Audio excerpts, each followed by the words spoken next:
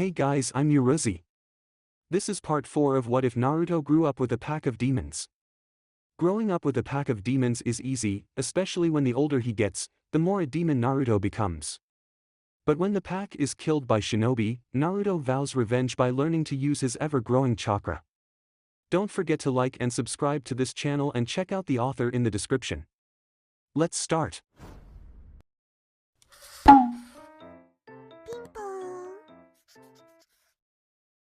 Chapter 15, Snake in the Tower.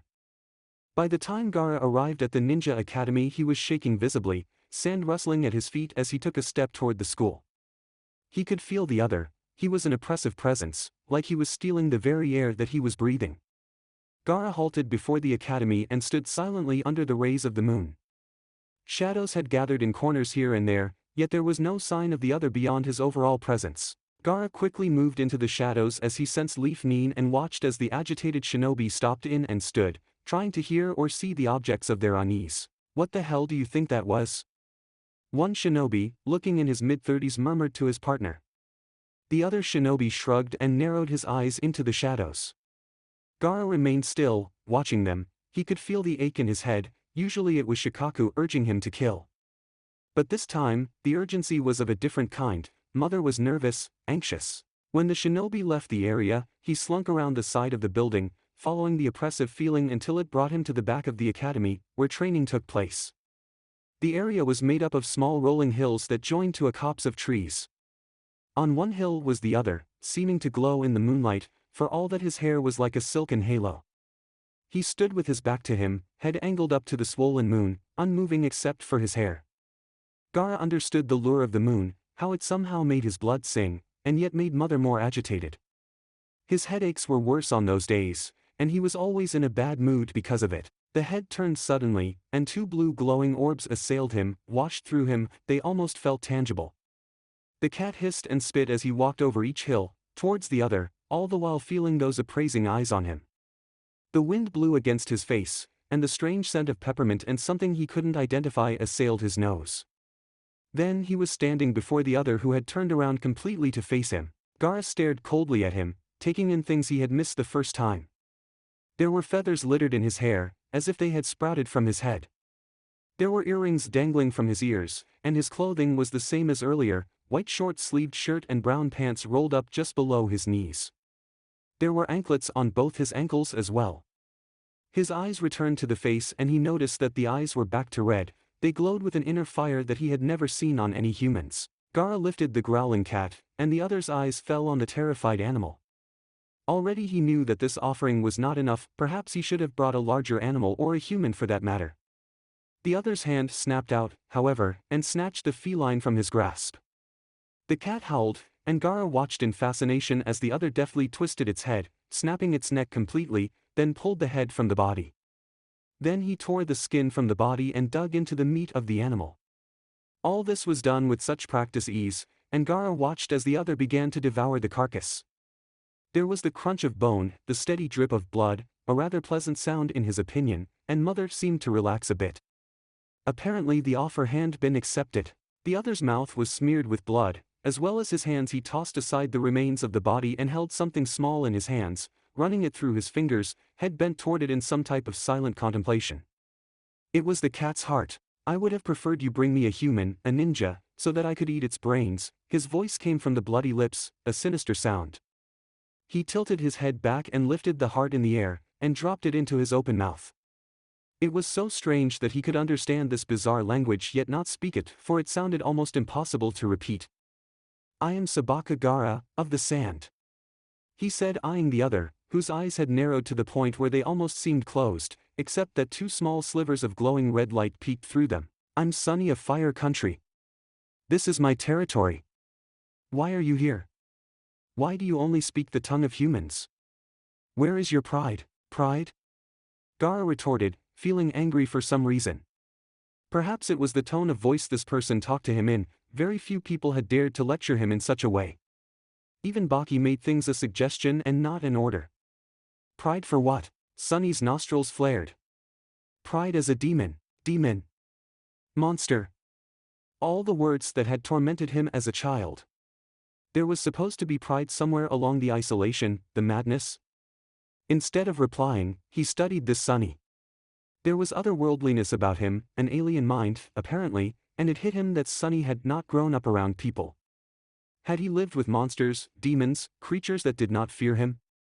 He obviously didn't fear him. Was Sunny a Jinchuriki like him?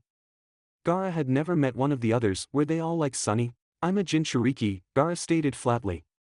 We apparently have no pride. Sunny blinked at him, and his face twisted in confusion. What is that?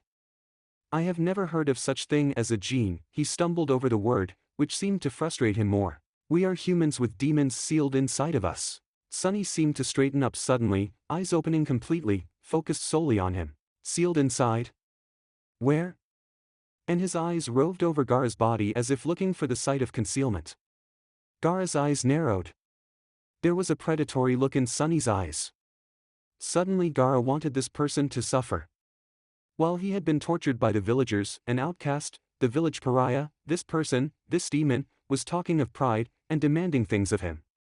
No one demanded things from him. You are a Jinchuriki too. The eyes narrowed again, nostrils flared. No, I'm not of your kind, inferior creatures.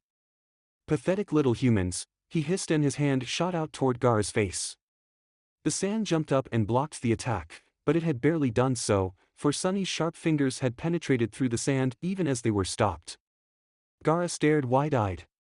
No one had ever gotten this close before. Sunny pulled his hand away, drawing sand with his fingers. Bringing the sand to his face, he breathed it in, seemed to run the grains through his fingers like the cat's heart, before turning to eye him. I want to know what you know. I want to be more powerful. He gestured towards the village in whole. I want to know what the ninja know. And in exchange, Sunny's eyes darted to the left. There was a pop, burst of chakra, and a human ninja, looking to be a chunin by his pathetic chakra level, appeared next to them. Hey! Who are you G-? It happened so quickly that the chunin had no time to scream, for as quickly as he appeared, he disappeared. Large red chakra hands burst from the ground, grabbed him around the waist and pulled him into the earth, a puff of dust and dirt rising from the place where he had stood. When it cleared, there was nothing more than a hole. Sunny remained, an immobile force, staring thoughtfully at the hole. Then he seemed to shake himself into existence and moved to the hole. He proceeded to push disturbed dirt into the hole with one foot until it was covered, then began to stomp on it in an almost rhythmic manner, a grin appearing on his ethereal face. And in exchange, he said as he lifted his head and bore crimson eyes into him, I will show you everything I know. He bared pointed teeth at the sand nin, then swiveled his head toward the surrounding forests. Do you know what the forest looks like under a full moon? He whispered. Gaara turned and stared at the dark mass of trees that hovered near Konoha's walls just as Sunny launched himself atop the academy building and sped toward the forest. Gaara glanced up at the glowing moon before he followed Sunny into the forest, scaling the wall quickly, making sure that none of the leaf nins had spotted him. Sunny had already made it into the forest and Gaara watched in silent awe as Sunny flowed through the trees, dropping, swinging, soaring, and climbing through them. He never moved in a straight line, but weaved through the trees without pattern. Occasionally strange sounds would come from him, deep and heavy at one point, then high and trill like a bird.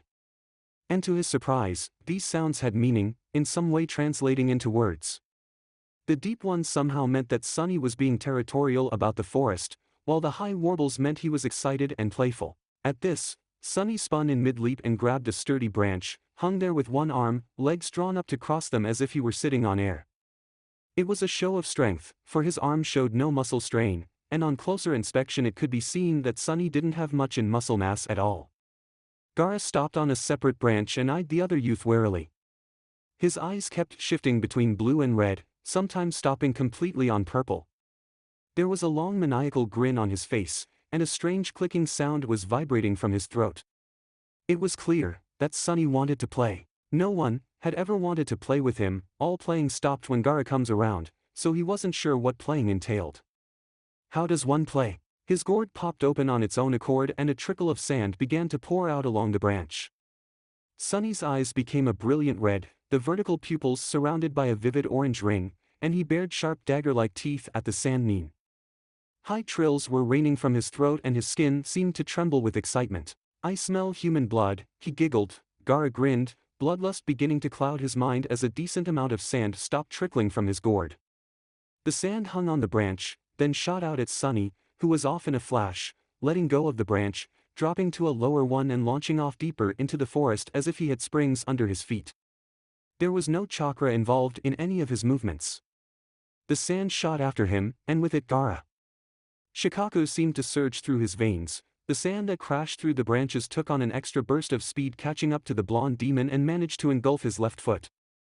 Sunny yelped and crashed into a few branches, strange animalistic grunts escaping his mouth. Sabaku so-so, Gaara whispered. The sand crushed Sunny's foot, and listened in pleasure as the other keened in pain. Sunny launched himself away with one leg, pulling himself forcefully from the grip of the sand, landing in another tree, with the damaged foot hanging.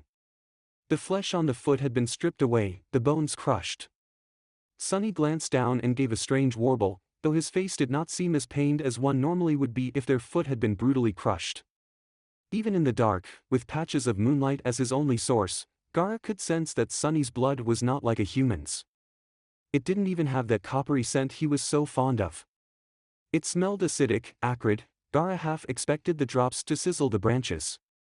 And even as he watched, the bones that had been crushed shifted and crunched back into place, small embedded grains of sand were forced out, and skin returned until the foot was whole. Sunny flexed the foot and made a pleased hiss, his red eyes falling on the sand Jinchuriki. He bared his teeth in a maniacal way, and Gaara could see that his teeth were even sharper than before, the canines longer. There were whisker marks on his cheeks, ones he had barely noticed before. Sunny leaped toward him, so quickly that his sand was once again almost too late in defending him. Sunny twisted and hung upside down on the branch above him. Gaara turned to direct his sand after the other when something warm and wet trailed into his left eye. Gaara grunted and wiped the eye, his hand coming away with blood. A stinging sensation exploded from his forehead above his left brow and felt shock descend upon him. He was bleeding. This was his blood. Gaara stared at the smear in disbelief, unaware that Sunny ran a few fingers over the cut. "I'm bleeding," he whispered in shock. Shikaku seemed silenced within him. "Yes," Sunny replied above him, drawing Gaara's attention away from his hand. Sunny had his blood on his fingers which he stuck in his mouth and sucked. "It tastes so human," he murmured. He then grabbed Gaara's right hand, and with his other he ran a sharp nail along his neck. The skin split, and he quickly angled it so that the hot blood trickled into Gaara's waiting palm. When he lifted his head, the wound was gone. "Go on," he ushered, pushing the palm toward his mouth. Gaara jerked his head back in avoidance and glared as Sunny hissed in irritation. "Hurry up now. Drink." Gaara brought his palm to his mouth and slurped the blood down. It burned. He choked as it slid down his throat and pooled angrily in his stomach. No, it did not taste like human blood. It had been almost a shade darker than red, so deep it was almost black. "There," Sunny was saying.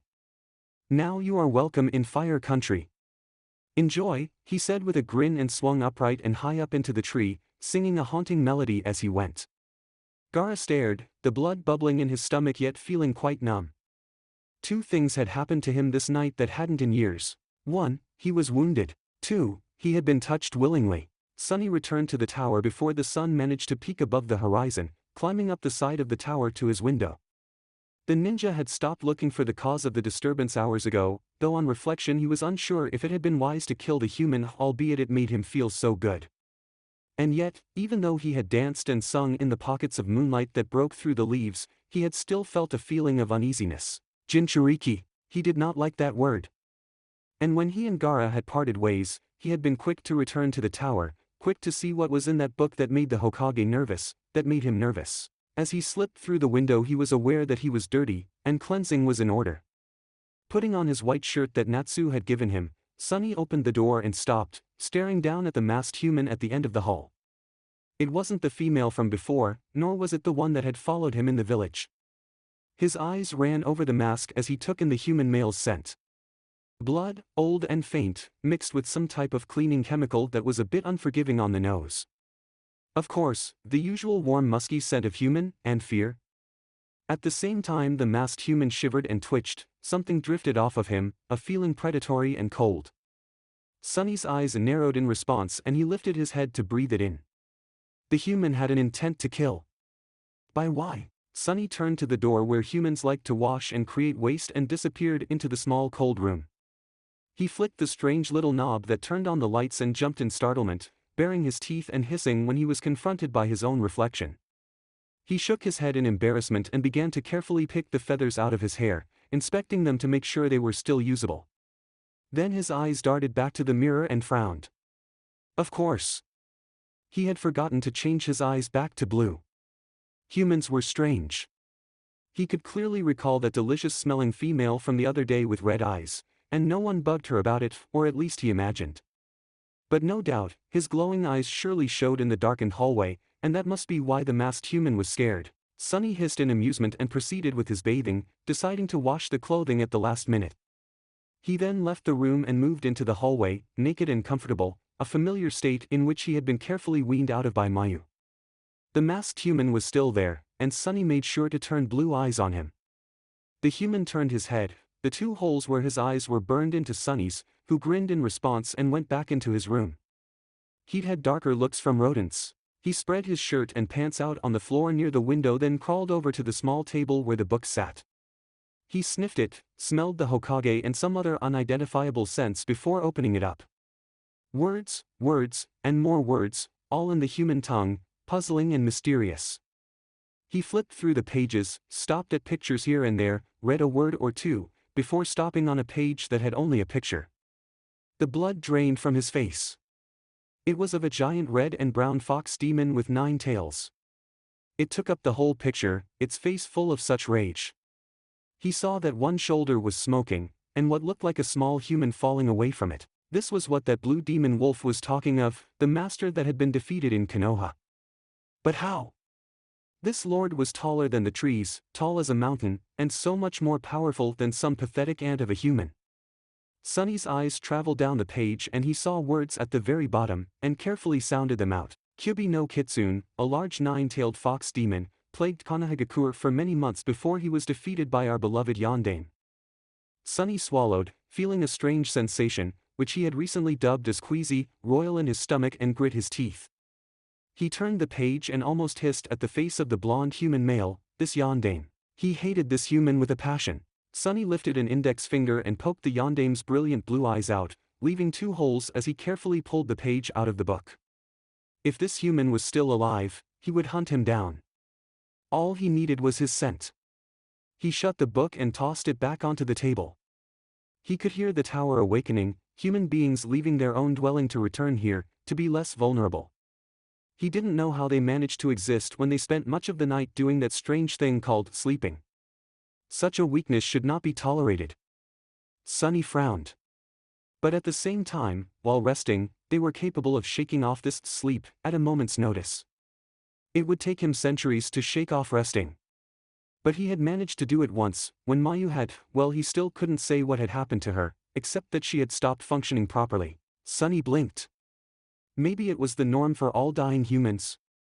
Would the Hokage soon keel over, slur and cry? The thought made him uneasy, even as he could hear a human approaching his door and opening it. Sunny stared in curiosity. He was a ninja, by the sense of his chakra, and he wore some strange black material from ankle to neck, with a gray vest he had seen many of the human ninja wear. His dark hair was pulled up, and he wore a strange black device over his eyes. He had a haughty air about him and Sunny could feel immediate dislike radiate off of him. Interesting. An appalled look crossed his face. Boy!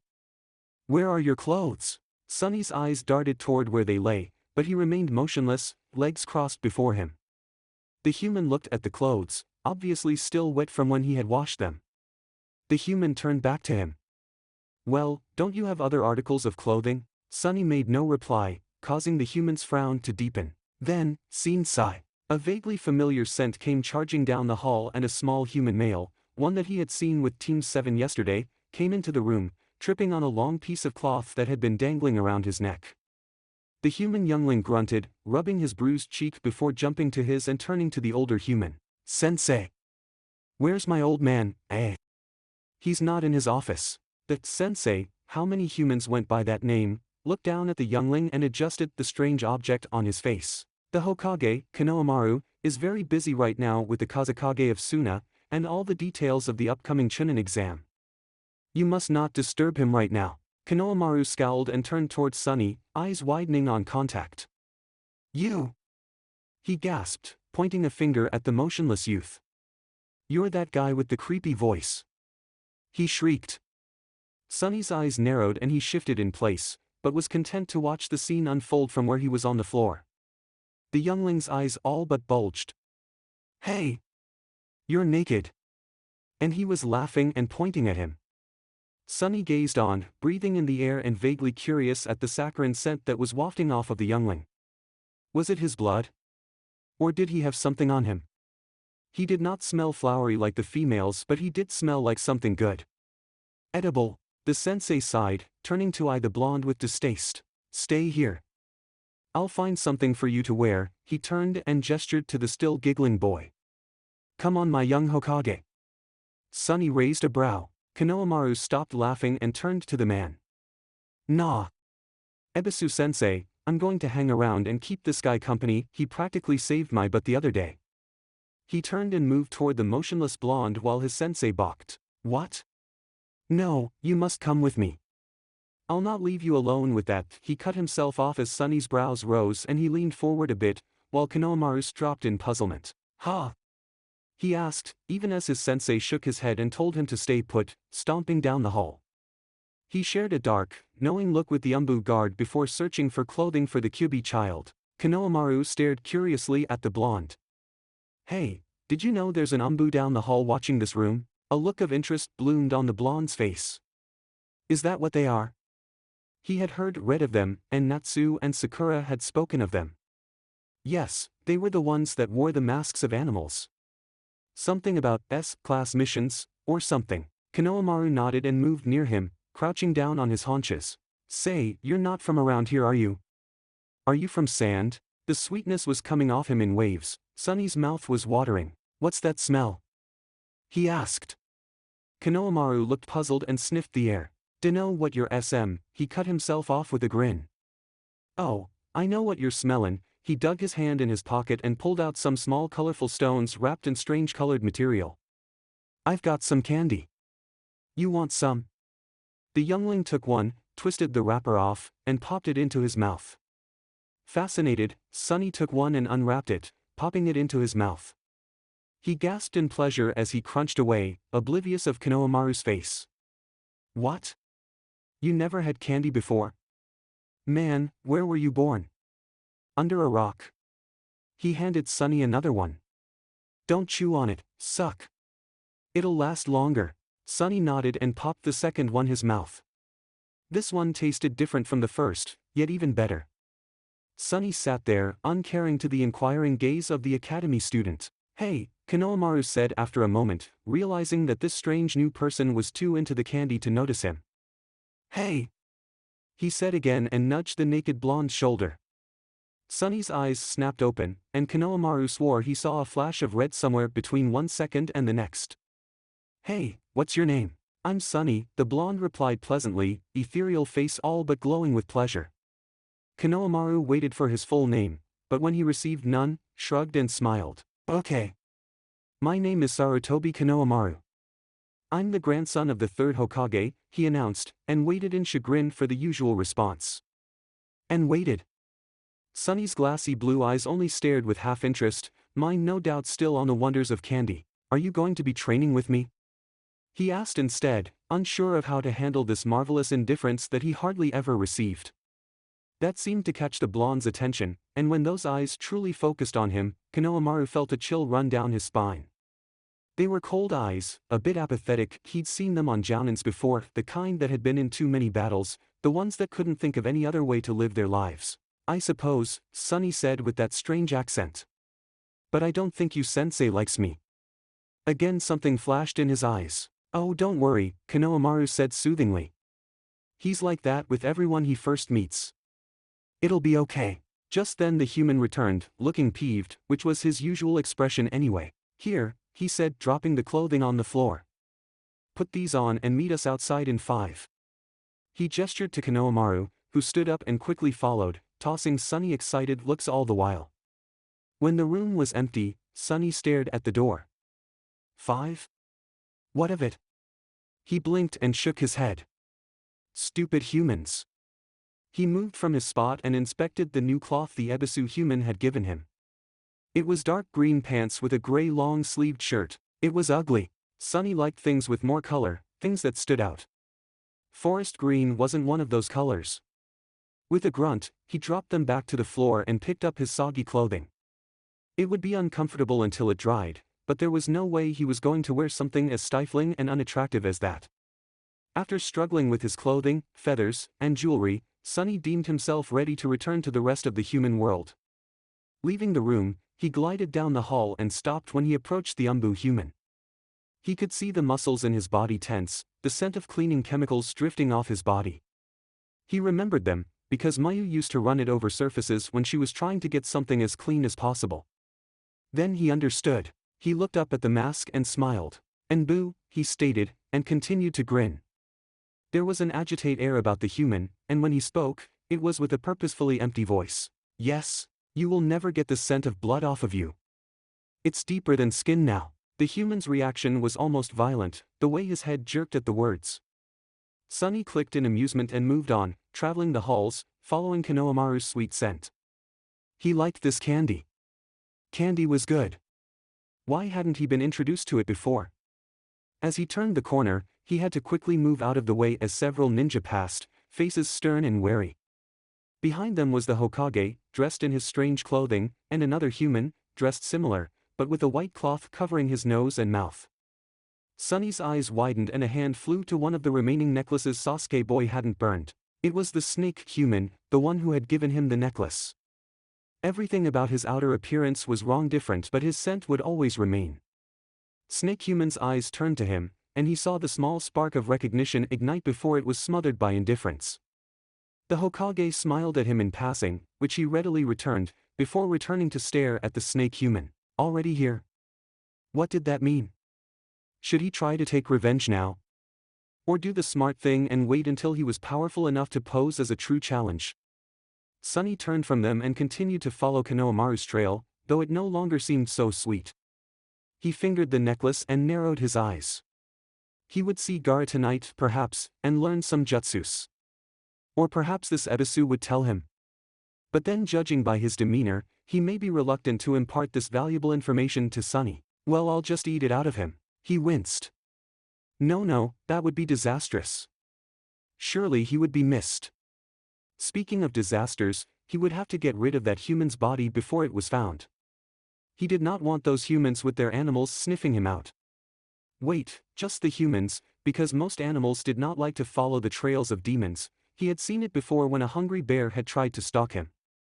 His scent had driven it crazy. Apparently it was a strong scent, and the animal had fled, until they had eaten it, that is. Sunny sighed. It was going to be a busy day, and he was already hungry. How was a demon to get a decent meal around here without being persecuted? Sunny scowled. He'd have to think well and hard about Snake Human before he acted. He must think like Taka. Yes, that's what he would do. To their dismay, Soren and Diadem were forced to lay low for a while, due to an unexpected skirmish between the humans. Watching the humans with the source, Soren couldn't help but feel frightened for Sunny. The little fool, willingly going into such a volatile nest. While he huddled in with the trees, blending in with the browns and greens, Diadem had reverted back to the small blue flame and hovered near the forest floor. Diadem had the source, he could feel it, a cold steady pulse, barely noticeable.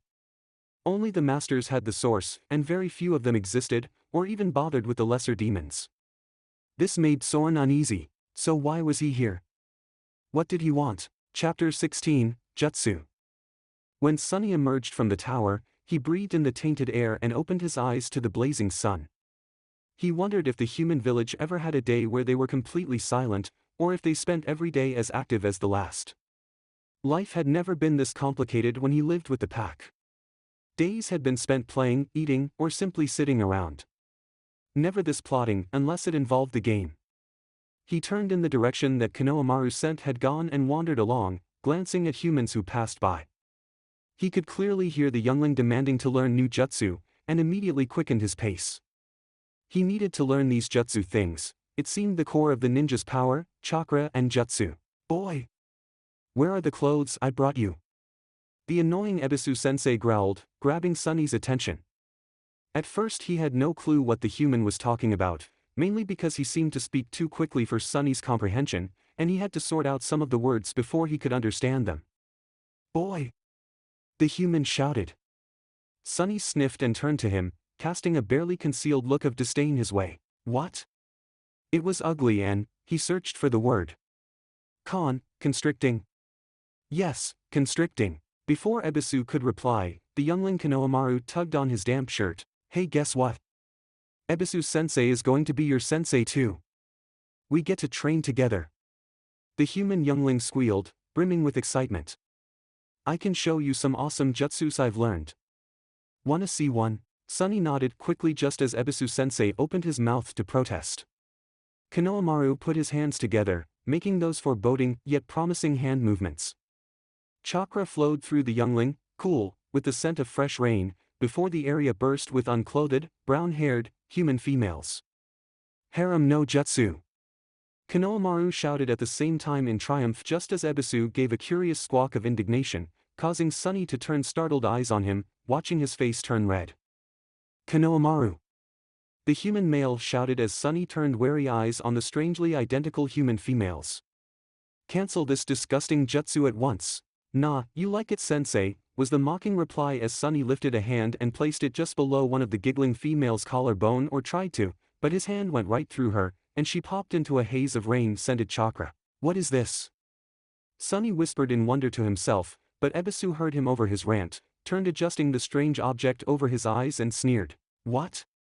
You've never seen a simple shadow bunshin? Do you even know any jutsu? Sunny watched as the other females popped and disappeared. Cool, huh? I made it up myself. First, really, it's two jutsus, a henge dash. Konohamaru. You will not be teaching Sunny here, such juvenile and immature techniques, which will surely not work on opponents. They work on you, Konohamaru replied with a leer, causing Ebisu-sensei to sputter with embarrassment. Teach me. Both student and sensei turned to him, looking surprised and taking in his intense face. Teach me all you know, he said to the human male, willing him with his eyes to comply. Ebisu blinked several times, staring down at the blonde in surprise. Those strange blue eyes gazed up at him with an intensity that he had never seen before in children. It was the look of a person who was about to eat up every word, follow every direction. It was the look of a perfect student. Ebisu blinked and swallowed, almost unsure of what to do with what might be his next avid student, Kyubi or not. It was hard for a man, a teacher, to turn down a perfectly willing student. So you want to learn all that I know? Blushing at the vigorously nodding blonde. Well, I have paved the road for many elite ninja, and I'm even training a future Hokage. He gestured toward a beaming Konohamaru, so I suppose you'll be getting the best training Konoha has to offer. Sunny's eyes all but sparkled with anticipation. Do as I say and you might be the next Umbu captain. The boy nodded. Now drop down and give me 50. Both of you. Stamina and endurance are important traits for a ninja. Konohamaru groaned, and Sunny watched in puzzlement as he got down on his knees, then straightened them from the ground. With his small thin arms, he began to push his body up from the grass, then down toward it by bending his elbows, then back up again in what seemed like a completely fruitless manner. 1, 2, 3, he chanted with each ascent and descent. Well? Ebisu-sensei said, covered eyes clearly on him. Sunny blinked several times. Konohamaru turned his head up to look at him inquiringly. This is how you learn a jutsu? He asked, and the youngling snorted in pure amusement. Sunny shrugged and prostrated himself on the grass, and proceeded to do as Konohamaru, who was on the number 9 and was beginning to sweat, the sweet tang of his flesh wafting towards Sunny's nose. 10, the youngling muttered. Sunny tilted his head curiously. What came after 10? He'd never been good with numbers, and had mainly focused on language, it being his first priority. 11, Konohamaru said, and Sunny raised his eyebrows. 11. Interesting. By the time Konohamaru hit a curious number of 34, the youngling was panting and grumbling. Ebisu stood over them, his words long-winded and droning, most of them not yet in his vocabulary, but judging by Konohamaru's exerted face, it wasn't important. Neither, he felt, was pushing his body up and down. It didn't make him feel anything but dizzy, though by the youngling's gasping and struggling, it had some impact on humans. When can I learn a jutsu? he asked just as Konohamaru collapsed in the grass with a puff, grumbling that he couldn't take it anymore. Take what? Kakashi stood before Team 7 smiling sheepishly at the genin, knowing by Sakura's scowl and Sasuke's mask of indifference that they were annoyed by his chronic tardiness. Only Natsu seemed preoccupied, a frown etching his brow as he ran what looked like candy in his left hand. Must be serious, he thought, because not much seemed to bug Natsu. As I'm sure you've noticed, there are in fact several rival ninja from other villages in our own. It's because there is a Chunin exam approaching, and it's being held here. The Chunin exam marks an important step in the shinobi career, as it means you are no longer a rookie, and are able to acquire missions on your own. I believe you lot are ready to partake in the exam. Sasuke was actually looking flushed, Sakura pale, and Natsu looked slightly incredulous, like he couldn't believe his ears. Of course this is an individual decision, he continued as he handed them their papers. I want you guys to take some time off and think on whether you feel ready to participate in the exam. It starts in 2 days at the academy. Take care. He waved cheerfully. Sasuke was already leaving, no doubt looking for a pen to start the paperwork. Sakura followed hesitantly behind him. She would be scared, but she would take the exam because Sasuke was going to. Of course there was Natsu, who never really pressured himself into anything. He might decide to wait until he was more confident, but Kakashi was sure Sasuke would never forgive him if he chose to do so. As he turned to leave, he paused as he noticed Natsu still standing there, frowning down at the candy. What is it, Natsu? Natsu glanced up at him with a smile. Will you be seeing Sunny anytime soon? He inquired with his pleasant voice. Kakashi gave a small nod. It was likely that he would be seeing the Jinchuriki soon, whether he liked it or not. Natsu dug into his pocket and pulled out a small plastic bag full of what looked like green leaves. He handed the bag and the sweets to Kakashi. I know Sunny likes peppermint, so I got him some leaves at the market and some peppermint candy. He stared at his sensei's hand for a moment before speaking again. I'm not blind, or stupid. I know that Sunny's capable of doing a lot of damage, but just treat him alright, okay? I get the feeling he's really lonely. Natsu gazed down at the applications before moving away. Kakashi watched his favorite student wander away, obviously more worried about Sunny than the exams. And no doubt, a certain old man was doing the exact same thing. And of Sunny, Kakashi could only think of one thing. Sly little fox. Sunny played for keeps. After the exercise, which Konohamaru called push-ups, Ebisu ordered them to jog about the village. This was almost as pointless as push-ups, except that Sunny did enjoy running, and even though he was going at the slow pace of Konohamaru, he still found it enjoyable. He even found it curious that they weren't the only ones running, so he figured that this must be a way, albeit tedious, to learn a jutsu. As they passed the academy, Sunny thought of Gaara, and wondered what he was doing. His eyes fell briefly on the training grounds, and remembered the body that he had buried, felt uneasiness as he saw a ninja moving about, even stepping over the area. He had to get rid of that body somehow, but wasn't looking forward to digging up a rotting carcass. His nose wouldn't like it. That gave him an idea. Hey Konoha, where can I get a kunai? He asked, looking down at the youngling as they ran. It's not Konoha. He whined. It's Konohamaru. He glared up at Sunny's grinning face before he dug into a pocket and pulled one out. Here, you can have this. I got a whole bunch at home. Sunny, pleased, took the kunai and stuffed it into his now dry pants, accidentally cutting his skin with a sharp edge, but the wound healed before it even bled. He was trying not to get blood on his only clothing. Together they ran back to the spot where Ebisu-sensei was standing, and after a mindless lecture, were dismissed for the rest of the day, but not before he pointed out that he hadn't learned a jutsu yet. This earned him another lecture, which Konohamaru had been smart enough to run from, before he was released, left with the feeling that his new sensei was absolutely inadequate, or maybe that he didn't know any jutsus at all and was merely pretending, which was entirely possible, something that made Sunny grin as he headed back toward the academy. At the moment, he had a body to conceal, and vowed that the next time he killed a human, he would find a way to rid himself of the evidence. He had a feeling that these humans wouldn't like him eating them. Heading towards the field, Sunny was aware that the place was even busier than the last time, and that there were no younglings about, only adults, all of them seeming busy with something. Sunny kept his head straight and didn't dawdle, not wanting to draw attention to himself by looking idle. He was a demon with a purpose. Standing before the sight, Sunny glanced around quickly to see if anyone was watching, then pulled out the kunai. He ran it along his left wrist, actually grating against his bone, which hurt, and as the blood poured out, he quickly began to flick his wrist about, sprinkling blood around the area as quickly as he could, reopening the wound every time it tried to heal. Marking territory was different for him than it was for animals, because he didn't, or more like couldn't, urinate or let loose some strange chemical, he used his blood. Animals didn't like being anywhere near a demon, especially where they had bled, so if any search animal came looking, they would avoid the area. If he was lucky, the body would have long decayed before it was found, and besides, they couldn't pin it on him anyway. "Hey!" A human voice called, startling Sunny out of his thoughts. He turned as a tanned human male with black hair pulled up in a ponytail and a scar across his nose ran up to him. "Are you okay? You're bleeding."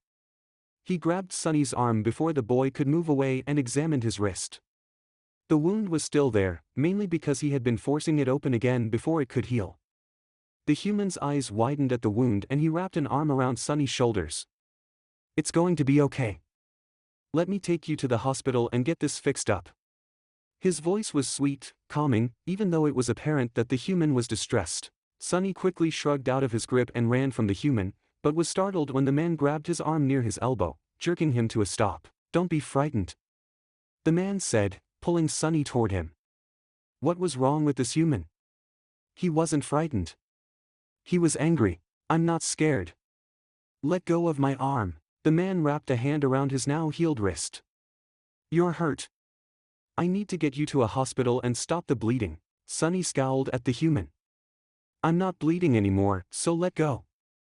He dug his nails into the human's wrist. The man yelped and released him. Sunny lifted his bloody hand and pointed at his wrist, giving the human only a second to see that although it was bathed in blood, there wasn't a wound. Then he ran quickly away, wishing there were more trees inside of the village so that he could disappear in their embrace.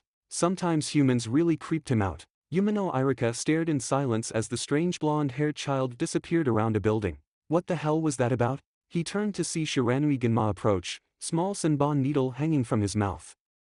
His lazy eyes fell on Irika's bloody hand and frowned. "What's on your hand?" "Blood," Irika replied, wondering why he even had to ask. This boy cut his wrist open, pretty deep too, but he wouldn't come with me to the hospital and dash. "That's blood." Irika frowned, then looked down at his hand.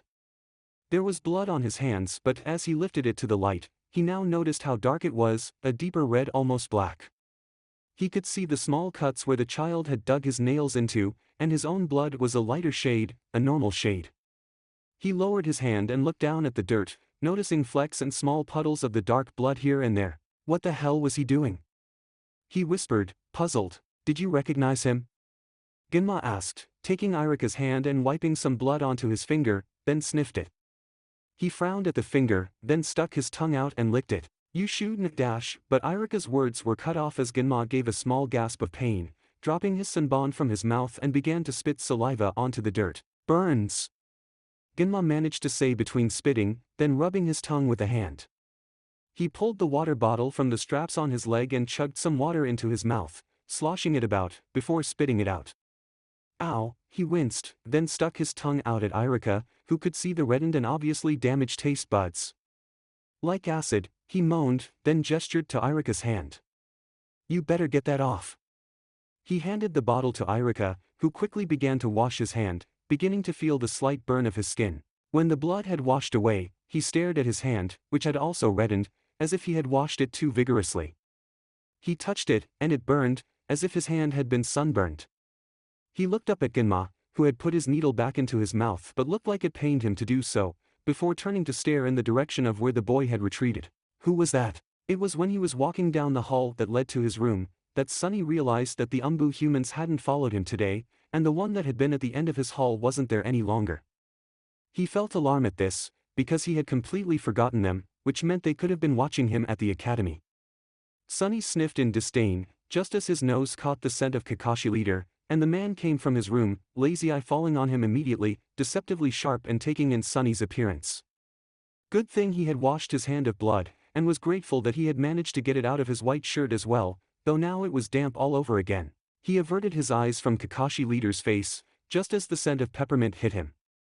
His eyes darted over the human's body, searching for the object of his desires. "Ah, Sunny." I was looking for you, came that lazy voice, but Sunny struggled not to flinch as Kakashi leader began to walk towards him. Natsu wanted me to give something to you. Sunny perked up at the thought of the friendly human boy, and a wave of, what? Did he miss him? Was this a wave of loneliness? Kakashi dug into his pocket and pulled out a clear bag of peppermint leaves and what looked like those small hard candy things that he liked. He handed them to Sunny, who immediately opened the bag and popped several leaves into his mouth, sighing in pleasure at the sharp taste hit his tongue, just like it was supposed to. He put them in his pants pocket and looked up at the human, beaming in pleasure. The Kakashi leader gave a small sigh and ruffled his hair, which startled him, before he moved on. Stay out of trouble, son, he said as he turned the corner, but didn't miss the flinch he saw in Sunny's eyes. It was a command if he ever heard it, and it reminded him of Crick. He even had the urge to go climb a tree and sulk. Instead he entered his room, eyeing the bed, which now had several articles of clothing, all in black, green, and gray. A wave of weakness hit him, and Sunny knew resting was about to hit. Walking to a corner of the room, he sat down and brought his knees up to his chest, chewing away as he leaned into the corner, feeling the ability to move leak from his body until his jaws stopped moving and his lids lowered lazily over his eyes, though they remained open. The silence of the room seemed to swallow him up, so used to sleeping outside where he could hear the birds and wildlife. Though he could still hear them, though barely over the cacophony of humans, who seemed to make so much noise. He could hear the murmuring of human life in the tower, and strangely, weird noises inside the walls, hollow cranks that puzzled and mystified him.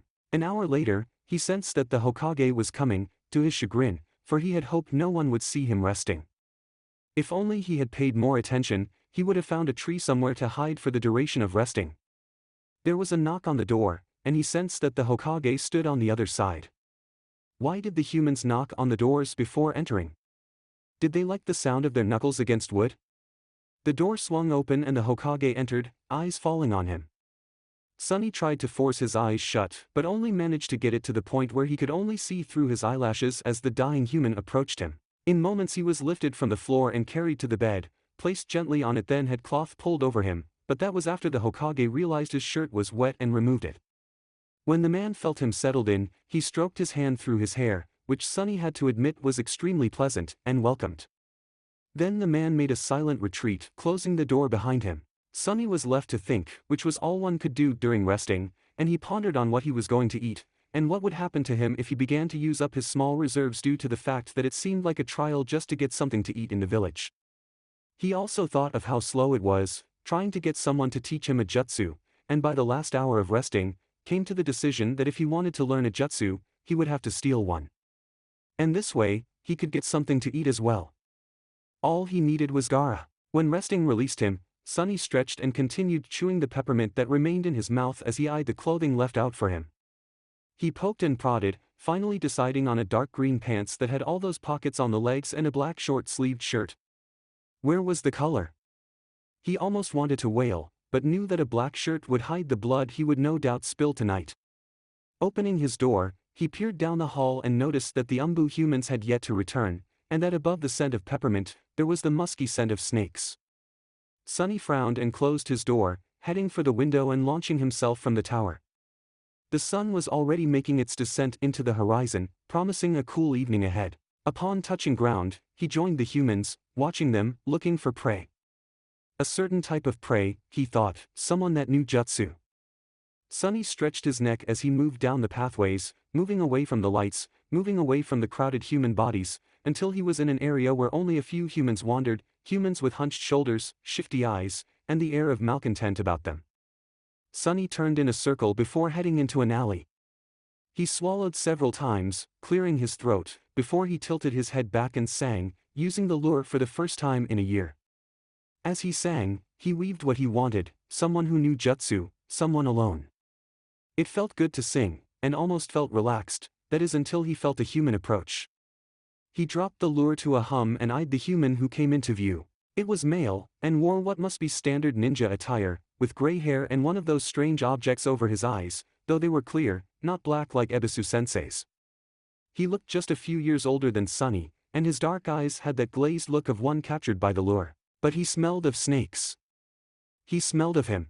Sunny abruptly stopped humming and watched as lucidity returned to the human, who immediately grabbed a kunai and stiffened, dark eyes sharpening like the blade he carried. The human stared at him as he stared back, hungry and disappointed that his prey was much more powerful than he had hoped. Not to mention, it was part of the Snake Man's pack, which would not go over well even if he managed to eat him. The human lowered the kunai, though his gaze remained intense. "I know you," he said in a deceptively calm voice. "My master mentioned you. What did you do to me? What jutsu was that?" Yakushi Kabuto felt great uneasiness. One moment he had been on a rendezvous with some Sunanines, the next moment he had heard someone calling him, and was unable to do anything else but answer that call, in some type of daze, helpless. Then he was standing in an alley, farther from his originally intended place, where a golden-haired boy with the strangest blue eyes stared at him, motionless. He didn't know what jutsu the boy had used, and if it was a bloodline trait, but he was beginning to see why Orochimaru-sama had mentioned him on several occasions, why he seemed so pleased that not only was there the prospect of Uchiha Sasuke, but also of Uzumaki Naruto. Kyubi no Kitsune. Staring into the luminous blue eyes, Kabuto noticed how off they were. Actually, they looked like the eyes of a porcelain doll, as if they were made of glass, and they even had that shine to them when the light hit, as if they were not made of flesh. And even though the boy hadn't moved, his eyes burned over Kabuto's body, making him sweat, something he wasn't used to doing unless it was Orochimaru's gaze. "You Snake Man's pack," the Kyubi said suddenly, and his voice cut through the silence, lyrical, beautiful, with an accent he never heard before. But that wasn't what made his eyes widened. It was his reference to Orochimaru. Paranoia rushed through him. If this boy knew who his allegiances lay with, whom else would know? Kabuto took a step back, eyes darting everywhere, senses stretching out in case there was someone tailing him, but he could only sense the demon child, though his chakra was hidden, the air of malevolence and menace hung about him. The boy's head jerked forward and cocked to the side in a bird-like manner as he waited for his reply. Apparently this boy knew who Orochimaru was, which Orochimaru had earlier confirmed when he mentioned that the Kyubi child had recognized him in the hall and had not said anything. So was it safe to speak? No, it wasn't. Nothing was ever really safe when one was a ninja. "Yes, I am. I'm Kabuto. And you must be Uzumaki Naruto." The boy frowned and suddenly began to chew on something, probably gum, before he spoke. "Not Zakinto. Sunny. I'm Sunny." The blue eyes narrowed, and he watched them turn purple then a crimson red with vertical pupils. They didn't look fake anymore, they were more unnatural than Orochimaru's. Kabuto gripped his kunai. "You are not what I wanted," the boy said, pointing a finger at him. The Kyubi child's head jerked again, an ear to the sky, eyes darting to the right, and waved his hand in a clear bid for him to be silent. Kabuto backed up and leaned against the wall. What did the boy want? He watched as the child opened his mouth, and began to sing. Kabuto's eyes widened as the sound rushed over him, sweet, clear, yet breathy, like a dozen choir children singing together in perfect harmony. There were no words exactly, it seemed as just before a word formed it was taken away by another, leaving him simply reveling in the sound.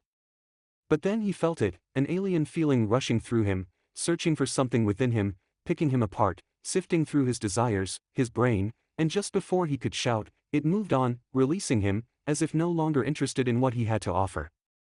The daze cleared immediately, and the music that the boy was singing went from angelic to demonic. Within moments, some kid, about 16 years of age, wandered into the alley, and Kabuto felt a chill at the glazed look in his brown eyes. Had he looked like that? Uzumaki's singing dropped to a hum as the youth eyed the kid from head to toe, as if examining his wares before he bought them. His fist shot out and connected with the stranger's stomach, and the boy slumped to the ground immediately. The humming stopped, and the area was engulfed in silence. Kabuto breathed deeply, relief flooding through his veins as he watched Uzumaki hover over the boy, frowning and staring thoughtfully at the unconscious body.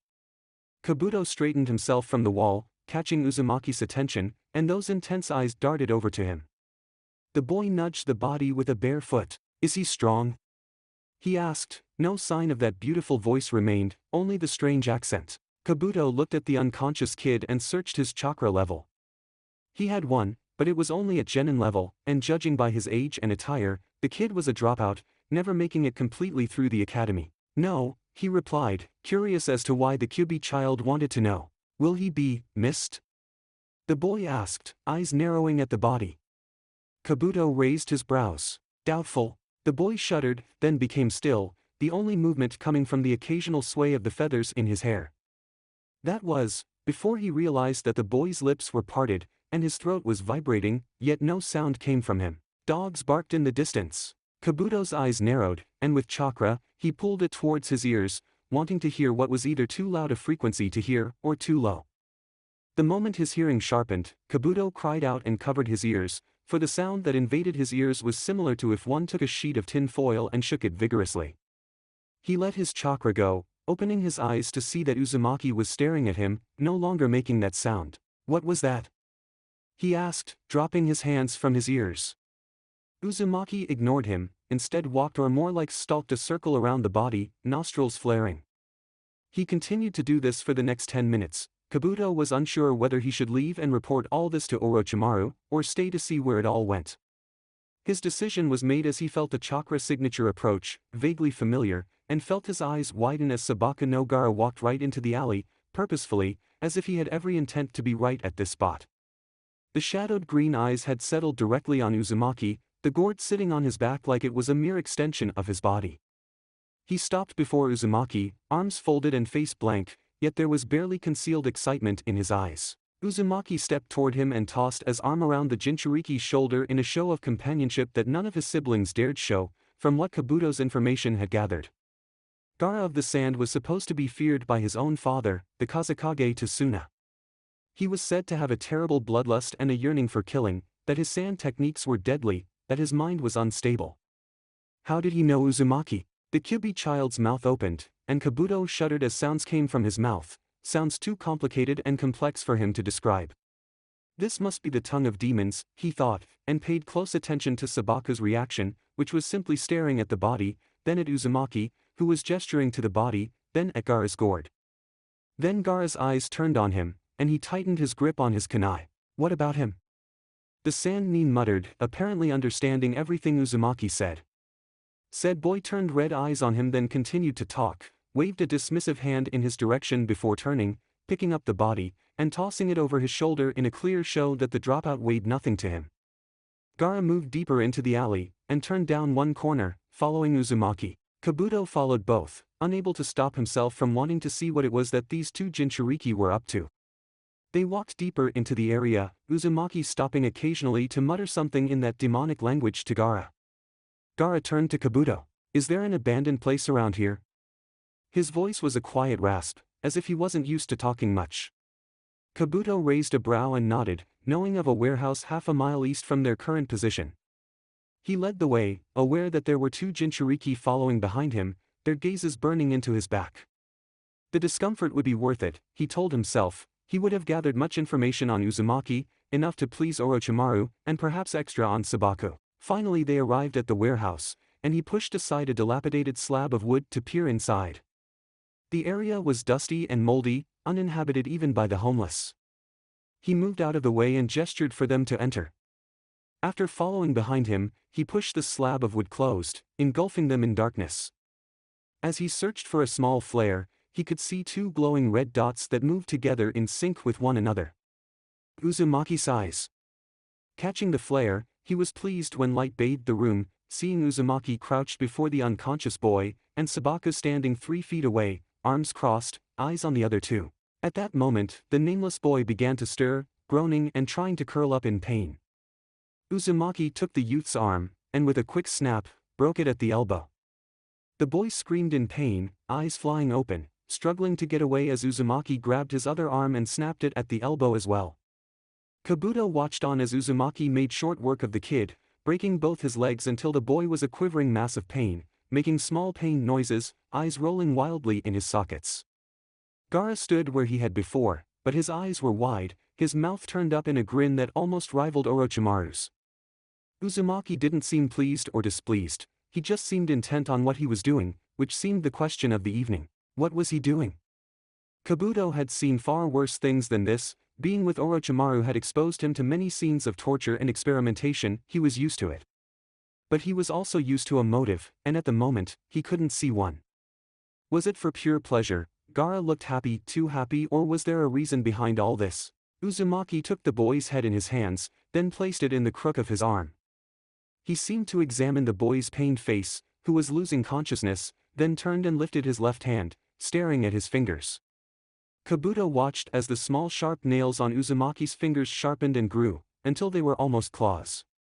With that hand he then dug them into the boy's scalp, peeling it back, exposing the skull.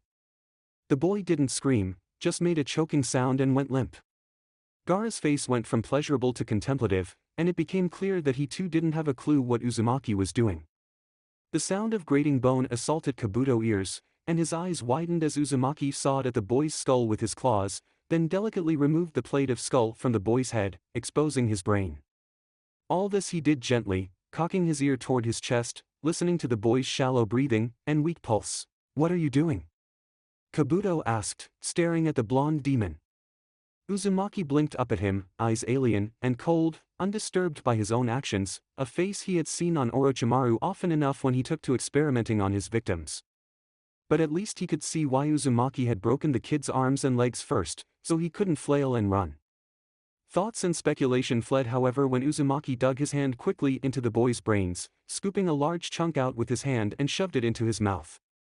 The body spasmed once, Uzumaki quickly dove in for another scoop, and the boy became lifeless. Blood rushed from Kabuto's face even as breakfast made its way back up. He watched as Uzumaki's eyes fluttered, eyes rolling up towards his lids, making a small gurgle as he swallowed the matter in his mouth. Kabuto swallowed thickly, turning his head away, and spying Gaara's cracked face and wide eyes. He waited until the nausea passed before turning to look at the demon child, who had released the head and was making the signs for a bunshin jutsu. He wasn't putting any chakra into it, he simply moved on to a henge, then kawamari jutsu, then let his hands drop to his sides. He looked down at the dead body in disgust before saying quite clearly in Japanese, "That is all you know?" It, of course, became clear as to what had just conspired here, just as Uzumaki punched his fist through the body's chest and pulled out the motionless heart. He tossed it to Sabaku, who caught it and stared emptily at it. In the meantime, Uzumaki viciously tore a broken arm from the body, ripping the cloth off, and took a very healthy bite out of the bicep. Breakfast came back up and made its escape, and Kabuto turned away as he vomited on the dusty floor. Demonic words came with the sound of tearing flesh, and the other arm thumped at his feet. Kabuto lifted his head, seeing that Uzumaki had picked the arm clean and had moved on to tearing a leg off the torso. Uzumaki looked up at him, then the arm that he had tossed to him, clearly expecting Kabuto to eat it, before sending Gaara an inquiring look, clearly unsure of as to why the Jinchuriki wouldn't eat the heart. Sabaku hesitated before lifting the heart to his mouth and taking a small bite or tried to bite the muscle but not succeeding with blunt teeth. Instead he seemed to settle for sucking the blood from the organ, which seemed to please Uzumaki all the same, who then returned to stare at him. Kabuto shook his head. "I don't eat my own kind," he said coldly, and glanced at Sabaku, whose green eyes flashed up at him, even as his face cracked. Uzumaki shrugged and continued to eat with gusto, until both legs had been devoured, the arm that he had tossed back to him, and the liver, which he had given to Gaara to suck the blood out of. All this he watched with an ill understanding, that could have been him if he hadn't been part of Orochimaru's pack. He could have been that kid on the ground, brains eaten for the information that lay within. What a disgusting, yet amazing series of techniques.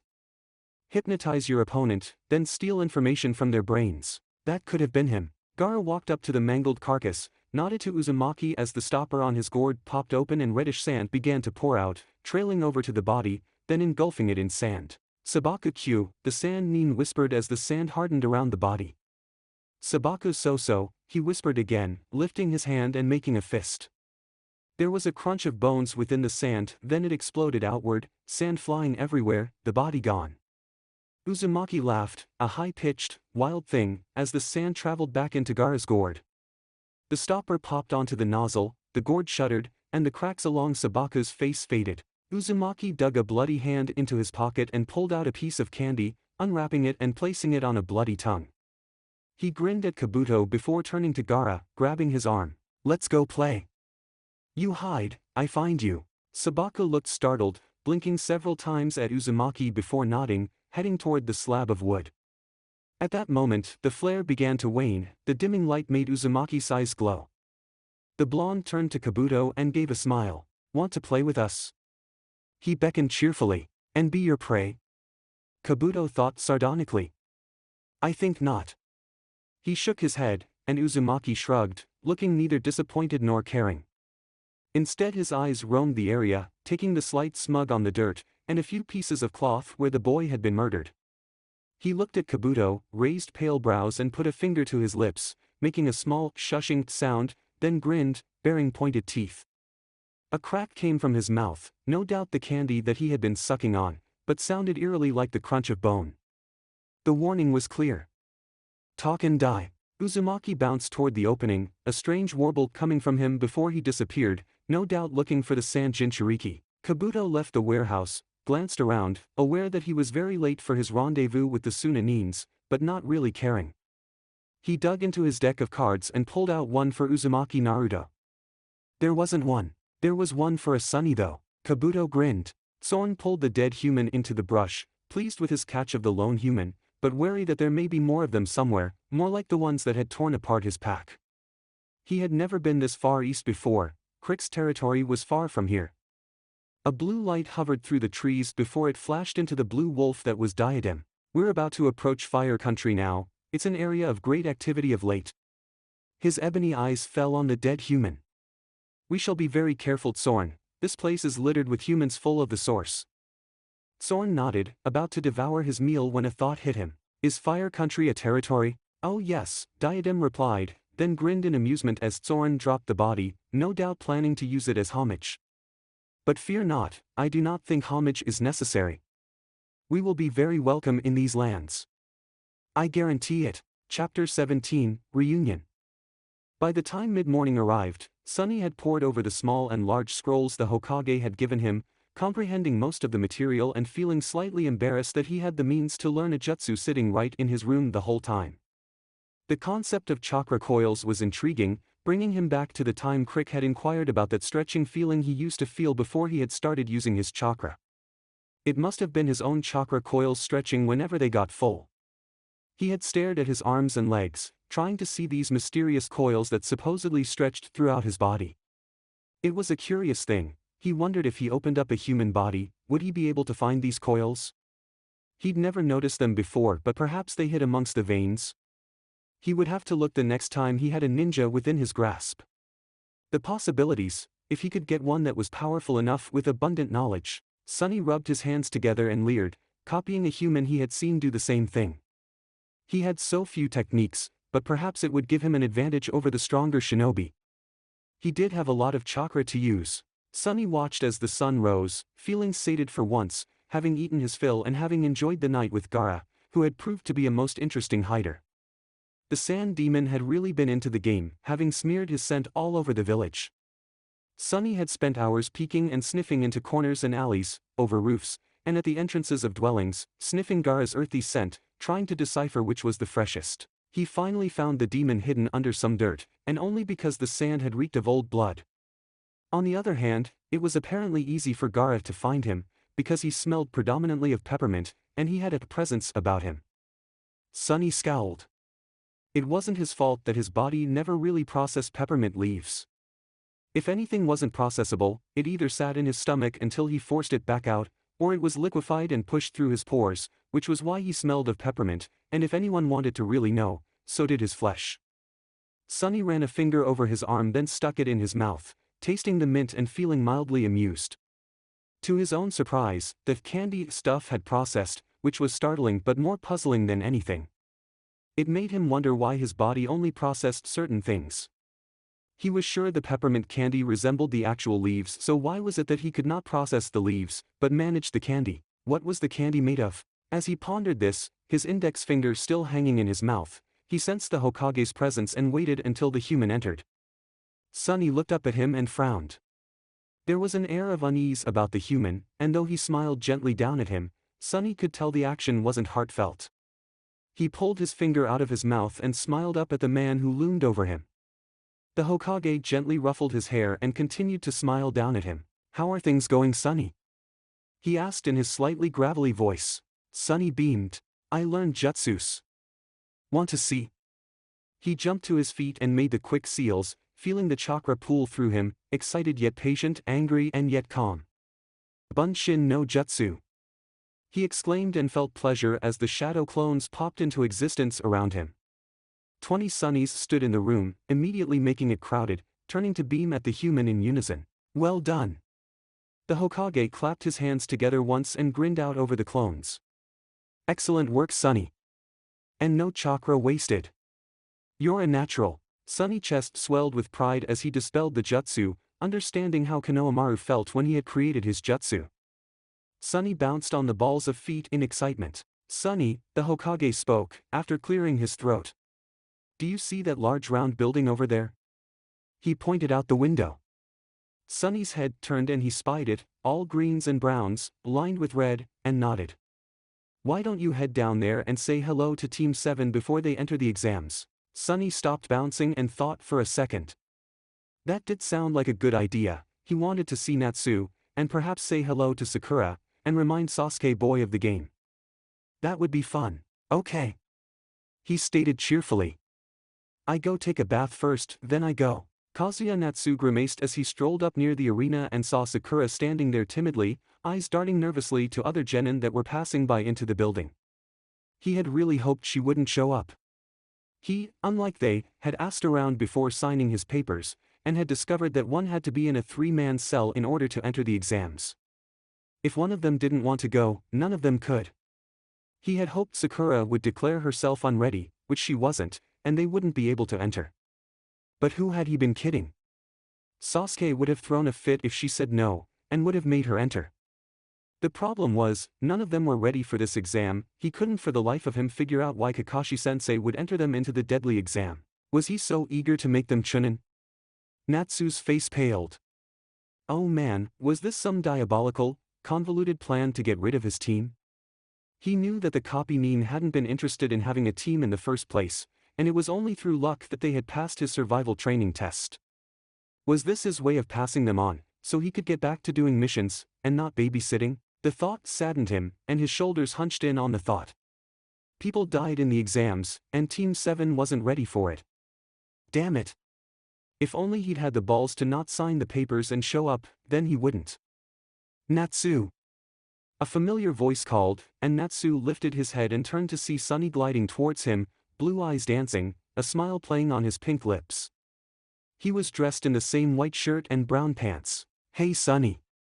He said as cheerfully as he could manage, but was afraid it came out rather pathetically judging by the frown that now marred Sunny's blonde brow. Sunny came to his side and frowned at him. What's the matter, Natsu? You smell of fear. Natsu blushed and sniffed his armpits, but could only smell deodorant and soap. Was his most intelligent reply as he scratched his scalp nervously. He saw Sunny's nostrils flare, and that alien look began to enter those weird blue eyes. Sunny cocked his head to the side and peered at him, his eyes going frighteningly cold. What's the matter, Natsu? Someone hurting you? Natsu blinked in surprise and gave a small laugh. No. Not at Dash. Sunny took a step towards him, his face so serious, so dangerous. Just show me where this human is, and I take care of it for you. Just show me where. His words were low, yet they dropped like heavy stones. And he blinked rapidly, feeling fear at Sunny's careless placement of human and it. Did his imaginary tormentor just become an it? Don't worry, Sunny. No one's messin' with me. I'm just nervous, is all. He gave a weak laugh as Sunny's eyes narrowed and bore into his own. Then just like that, the look wiped itself from Sunny's face so fast, Natsu was afraid he'd get whiplash. The blonde was beaming at him and pulling out the small bag of peppermint that he had bought for him. Thank you for these, they taste just like home. A look of bliss passed over the ethereal face as he popped a few leaves into his mouth. And the Hokage wanted me to say hello to you before the exam. Natsu gave him small smile just as Sakura approached. Hey Sunny. She called cheerfully. Haven't seen you in a day or so. How have you been? Have you entered the arcade Dash? So you guys came, a morose voice cut in, and they turned to see Sasuke approach. Natsu held in a sigh, even as he saw Sunny grin maliciously at him. You guys better not hold me back. Sakura blushed and stuttered something while Sunny continued to smile at him. Natsu frowned. Don't be silly, Sasuke. If none of us had shown up, you wouldn't have been able to enter the exams anyway.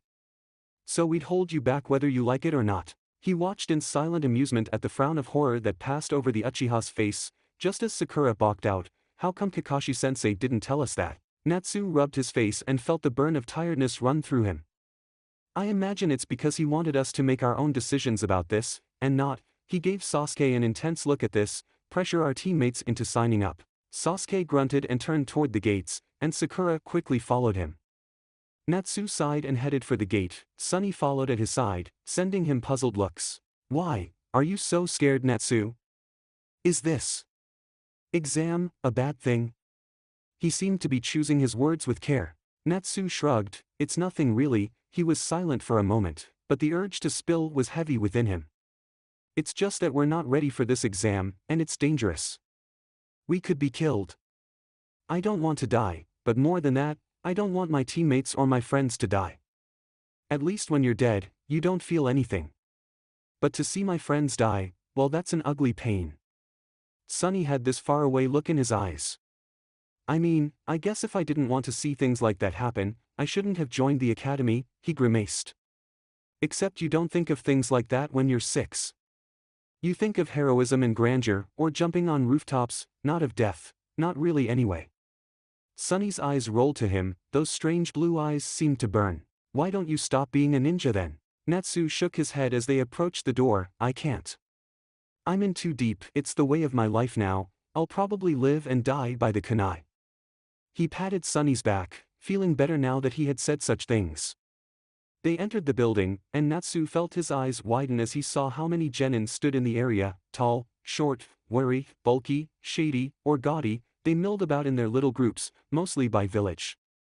Natsu glanced around and spotted Team 8 standing close to Team 10, and grabbed Sunny's arm so he could make his way to familiarity. Kiba spotted him first. "Hey Nat dash," the greeting was cut short when his eyes fell on Sunny. Akamaru stuck his head back into Kiba's jacket with a whimper.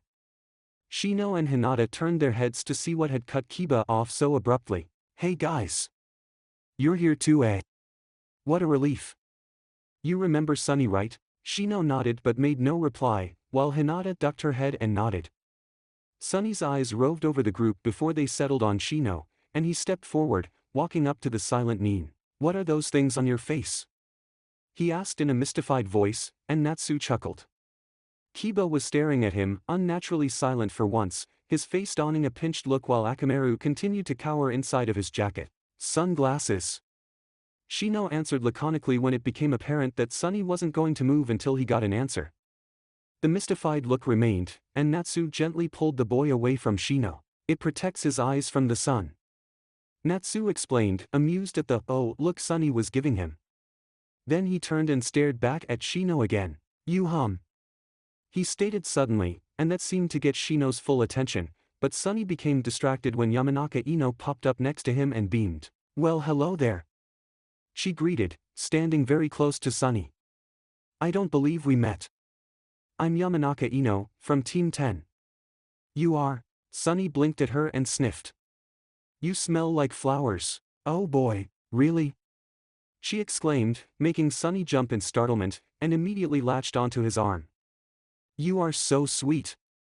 What did you say your name was?" Sunny gave a small grunt and pried her from his arm, while the disturbingly silent Kiba stiffened. Natsu sent him a puzzled look. Had Sunny offended him in some way? "Hey Natsu." A lackadaisical voice greeted, and Natsu turned a smile on the lazy genius Nara Shikamaru. He used to spend most of his academy time hanging out with Shikamaru and Chuji, who was just behind him with a bag of potato chips. He used to admonish Akimichi on his poor eating habits, until the heavy youth had told him of his family jutsu. Now he contributed to his eating habits. "Hey Shikamaru. I'm really glad you guys are here. It's good to see a friendly face." He glanced unhappily at the surrounding genin, some looking too old to be there. Shikamaru shrugged. "I know what you mean. This is going to be so troublesome," he eyed Sunny, who was staring at Ino as she began to talk incessantly about fragrances. "So who's your new friend? Where's Uchiha?" At the mention of Sasuke, a commotion started, and Natsu turned to see a boy in green challenge Sasuke to a fight. "Oh man!" Natsu groaned, and he headed toward his teammate. The others followed behind. He came to Sakura's angst-ridden side and frowned, recognizing the strange kid in green. He was a leaf nin. He had seen him running maniacally around Konoha before. He was a kid who attracted attention, whether it was the green spandex-like material, or the bowl-cut hair and the extremely bushy eyebrows. He wasn't a face easily forgotten. Why was he fighting Sasuke? And Natsu proceeded to watch Sasuke get pummeled by this guy in green, and silently groaned at this. In no time, Sasuke would brood about his failure to be the best, and would most likely be in a sour mood until he kicked someone else's ass.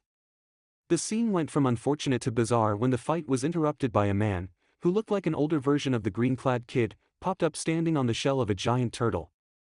He heard a few gasps, one near him that made him look. Sunny was standing there with a scandalized look on his face that was almost comical, except the look faded into a guarded, wary expression. Natsu patted his shoulder, to comfort the youth, but Sunny seemed agitated now, and he slipped away from him, moving away from the genin. Natsu caught Kiba watching him go. The Jounin chastised his genin as Sasuke returned grumpily to the rest of the leaf genin, and then embarked on an emotional apology that had both teacher and student crying. It was actually quite silly. When the spectacle was over, and they were standing away from the foreign genin, they were greeted by another leaf genin that went by the name of Yakushi Kabuto. You guys better not stir up any trouble. As you can see, these guys aren't friendly. He smiled down at them. Hey, is there anything you want to know about any of your opponents? He pulled out a deck of cards. These cards are infused with my chakra. They can tell you the abilities of your opponents. He kneeled down, and they followed. Anyone you want to know about? Before anyone could say anything, Kiba blurted out, Sunny. Sasuke looked at him in silent contemplation while Natsu frowned. Kabuto lifted his head and seemed to be staring at someone. They all turned, saw a nameless genin milling about, until their eyes settled on a corner, where Sunny stood in the shadows, next to the red-headed sand nin that creeped him out so much. Sunny seemed to be talking to him, for his mouth was moving, and the sand nin had his head tilted toward him while his green eyes scanned the room. Suddenly Sunny turned and fixed luminous, glowing blue eyes toward them, or more like directly with Kabuto, who shuddered minutely. Sasuke's eyes narrowed at the leaf genin. Kabuto broke eye contact with Sunny and shifted through his cards before stopping at one. Doesn't say much. He's not an academy student, but he's getting training. It says he knows the very basic of Jutsu. Sasuke snorted at this. But that he has the ability to learn things quickly. Kabuto frowned. It also says he has a lot of chakra. He lifted his gaze to stare at them. A lot. So be careful, he shrugged. Or that's what I would say if he was a participant in the exams. But he's not, so why did you ask? He said, gazing up at Kiba, who was standing with Akamaru peeking out of his jacket. No reason. Inuzuka muttered, and moved away from the group. His eyes fell on Sunny again, who was now giving candy to the sand nin, which was odd, and yet sweet. All right people, a voice called, and all the genins turned toward a chunin, who stood before a door. Let's get going. He gestured for them to follow. Anyone who isn't a participant, I suggest you leave now. Natsu glanced nervously at Sunny, who was attempting to follow the sand nin, who was shaking his head. Sunny turned frustrated eyes toward him and stalked over like a predator, blue eyes staring angrily at him. Gaara says I can't come, the blonde stated, glaring at him. I guess I can't help you out then. Natsu felt surprise, then a strange fondness for this paradoxical boy. That's okay Sunny. I'll be alright. I'll have Sasuke and Sakura watching my back. Sunny gave a comical psh sound, clearly thinking they were inadequate before blinking at him. He seemed like he was going to say something but he simply turned and headed for the exit. Natsu watched him go before joining his team, a feeling of uneasiness coursing through him. This whole thing felt like a mistake. A big one. Sunny stalked his way back to the tower, angry, and yet confused as to why he felt so protective over Natsu, a mere human. A mere nice human, who gave him candy and peppermint. Sunny scowled to himself. He hated getting attached to humans. He remembered the strange green-clad human who was standing on that large turtle. It had shocked him to see this creature come bursting through like some type of bull in heat. It was unlike the slow creatures. But then, there was intelligence about the beady black eyes of the turtle that alarmed him.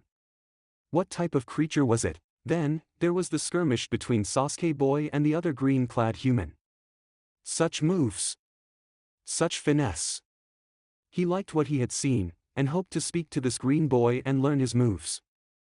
So much to learn. As he entered the tower, he noticed that the humans moved about in a quick rush, faces intent, often shouting at one another, or speaking in low hurried voices. This exam must be a big ordeal for it to make the humans so high-strung. Sonny, the Hokage's voice called, and he turned to see the human walking towards him, followed by another dark-haired human. Did you say hello to your friends? Sonny sniffed and frowned. Yes, but Natsu was scared about an exam, and I couldn't go with him. The Hokage smiled. I'm sure Natsu will be fine. If you'd like, you can accompany me to the preliminary rounds if we have one. Sometimes it is necessary when the numbers aren't knocked down.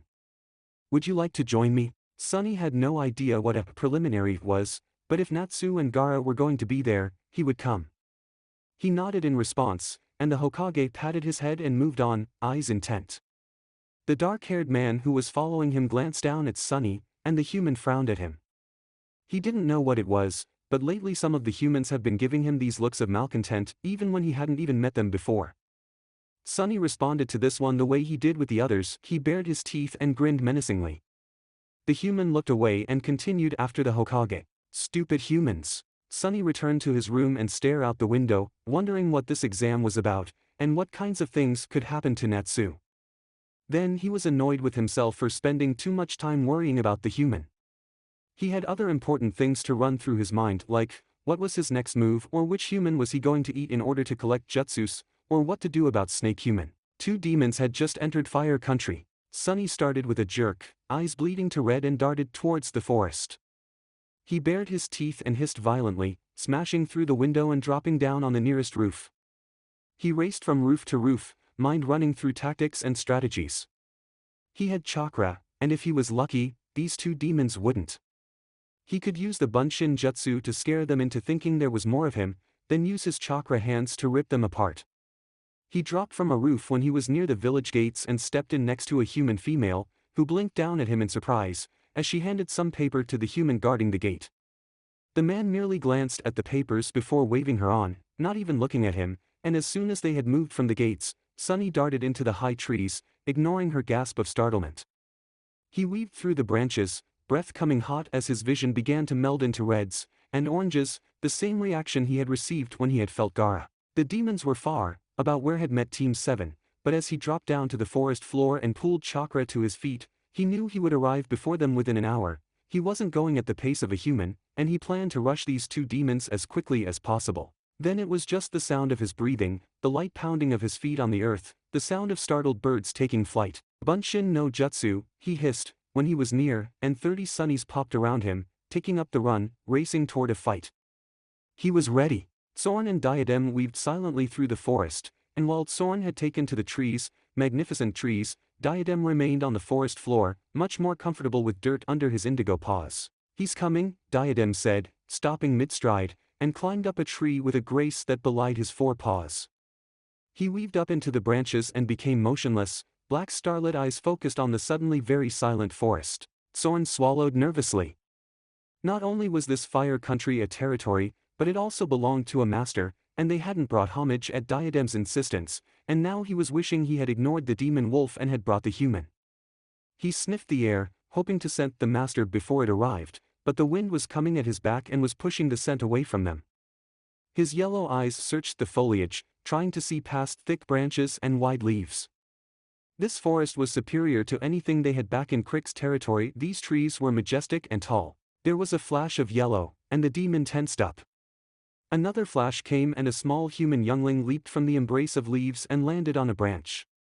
Zorn sucked in his breath, eyes going wide in shock and disbelief, just as the same expression lay on the demon child. It was Sun.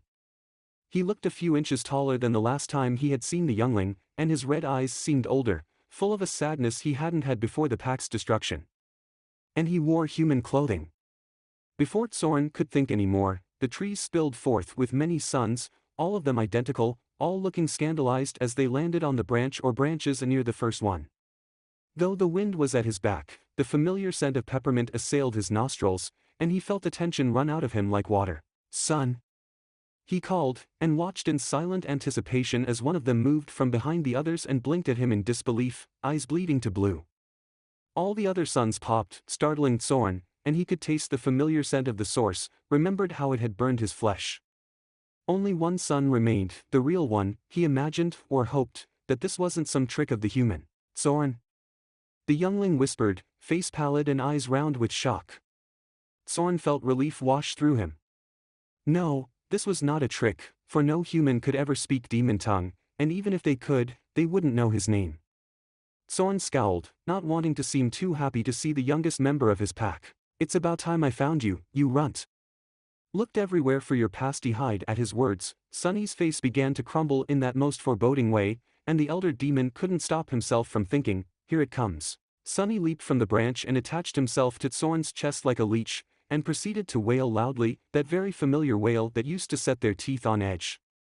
It still did.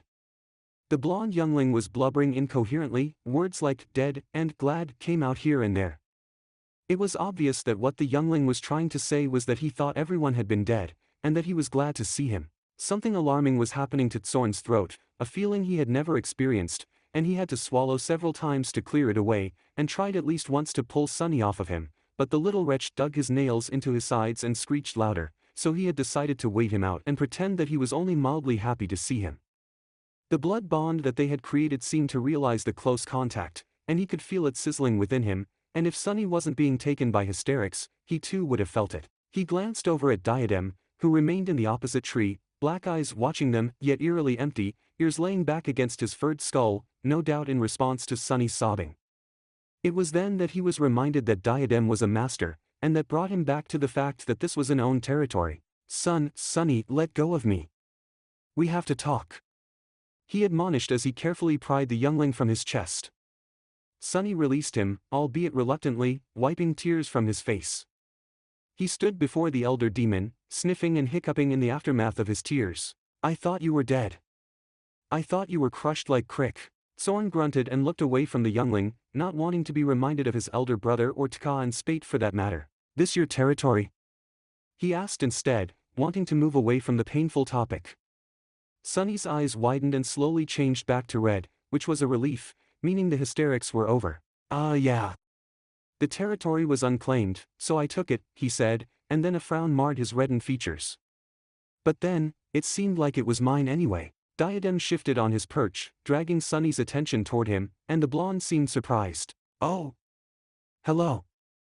I went to Fire Country like you suggested. The ninja are powerful here, but I'm learning what they know. Are you talking of your suicide mission, Sunny? Soren interrupted, glaring down at the youngling. Of all the stupid things you could do, you go right into the nest of the pack's killers. Sunny glared back at him. Only for revenge. They have to pay for what they've done to the pack. That means I have to learn to use my chakra like they do. You're what? He had never heard the strange sound that Sunny just made. The youngling suddenly looked embarrassed. I meant the source. Chakra is the human word for the source. Soren stared at him in disbelief, then shook his head. The child was using human words? Okay, whatever. We're going home, away from this place. He turned to head back to the border of Fire Country, but both Sunny and Diadem remained where they were, Diadem's expression empty, Sunny's torn. But I can't. I have to learn more jutsu. Another foreign sound, word. You fool. Soren raged. Were you not there when the pack was massacred? Did you not see their destructive power? Why would you dare even think that you have a chance against them? But he does, Diadem's soothing voice washed through them. He has a better chance than most humans do. Sunny squared his shoulders. I was there when they died. I felt them die. I even fought the humans who did it. Soren's eyes widened at this. I know what they are capable of, and the only advantage they had over me was their jutsu. I know with some time that I could kill them. Sunny lowered his eyes, and an aura of sadness washed over them all. Soren, you were of the same brood, you were more than just blood. Don't you want to make them pay for taking our pack away from us? Soren grit his teeth. There are too many of them, son. Sunny lifted his head and grinned toothily at him, knowing he had won. Actually, there are only 4, maybe 3. I bit one on the neck. Soren sighed and crouched down fully on the branch. And what am I supposed to do while you're off learning human things, eh? Sunny was already bouncing on the balls of his feet, red eyes dancing with excitement. You can stay here. There's plenty of food, and I could teach you human tongue. And Zorn scoffed in reply and glanced at Diadem, who had found a large comfortable branch to drape himself on. We must be very careful. Leaving evidence of our meals might bring the human ninjas down upon us, as it assuredly did for your pack. Sunny's head swiveled around to the blue demon, and the demonling simply stared at him, then down at the forest floor, brow furrowing, apparently deep in thought. He began to make sounds, the kind that sounded like the ones the humans made, then fingered one of the necklaces around his neck. You speak the human tongue as if it's your own tongue now. Has the food changed you? He didn't know why he had to remind the youngling that humans were indeed food, albeit dangerous food. Sunny glanced up at him and scowled. But it faded into a thoughtful look, and he turned his crimson eyes on the demon wolf. Of course. I didn't think of it before, and I believed the snake human had something to do with it all. But it was us all along. We left a trail of human carcasses for the humans to follow. Zorn moved towards him. What are you talking about? Sunny looked up at him. The humans who attacked us. They must have been following us for a long time. Every time we ate a human and left the remains, it gave them clues as to where we were. We were careless. Diadem nodded. There are better ways to dispose of humans. My favorite way is eating all of it, but I'm sure some of us with a more delicate disposition may find alternative ways of disposal. Sunny blushed. All right then. We stay here while you learn human techniques. We'll be very careful not to get caught. Then we find the humans who killed our brothers, and kill them. Slowly, Sunny hissed, and Zorn was pleased to see the bloodlust that sat in the demonling's eyes as he fingered the strange little necklace. Yes, Diadem agreed. Slowly. In the meantime, why don't you tell us about all that has occurred between then and now? Sunny nodded and sat down, fishing in the strange human cloth and pulling out some peppermint leaves. Zorn was relieved to see that many things hadn't changed about his younger brother, but he was curious as to why he kept fingering that necklace, the one that the apparently strange human had given him some time ago. Curious. Chapter 18, Truth, Lies, and Everything in Between. The cry of the lark was welcome to his sharp hearing. It was the sound of a forest that had adapted to the small pack of demons. Sunny crouched among the embrace of the great trees of Fire Country and gobbled the last of his meal, wishing there was more, since the elk had been split 3 ways.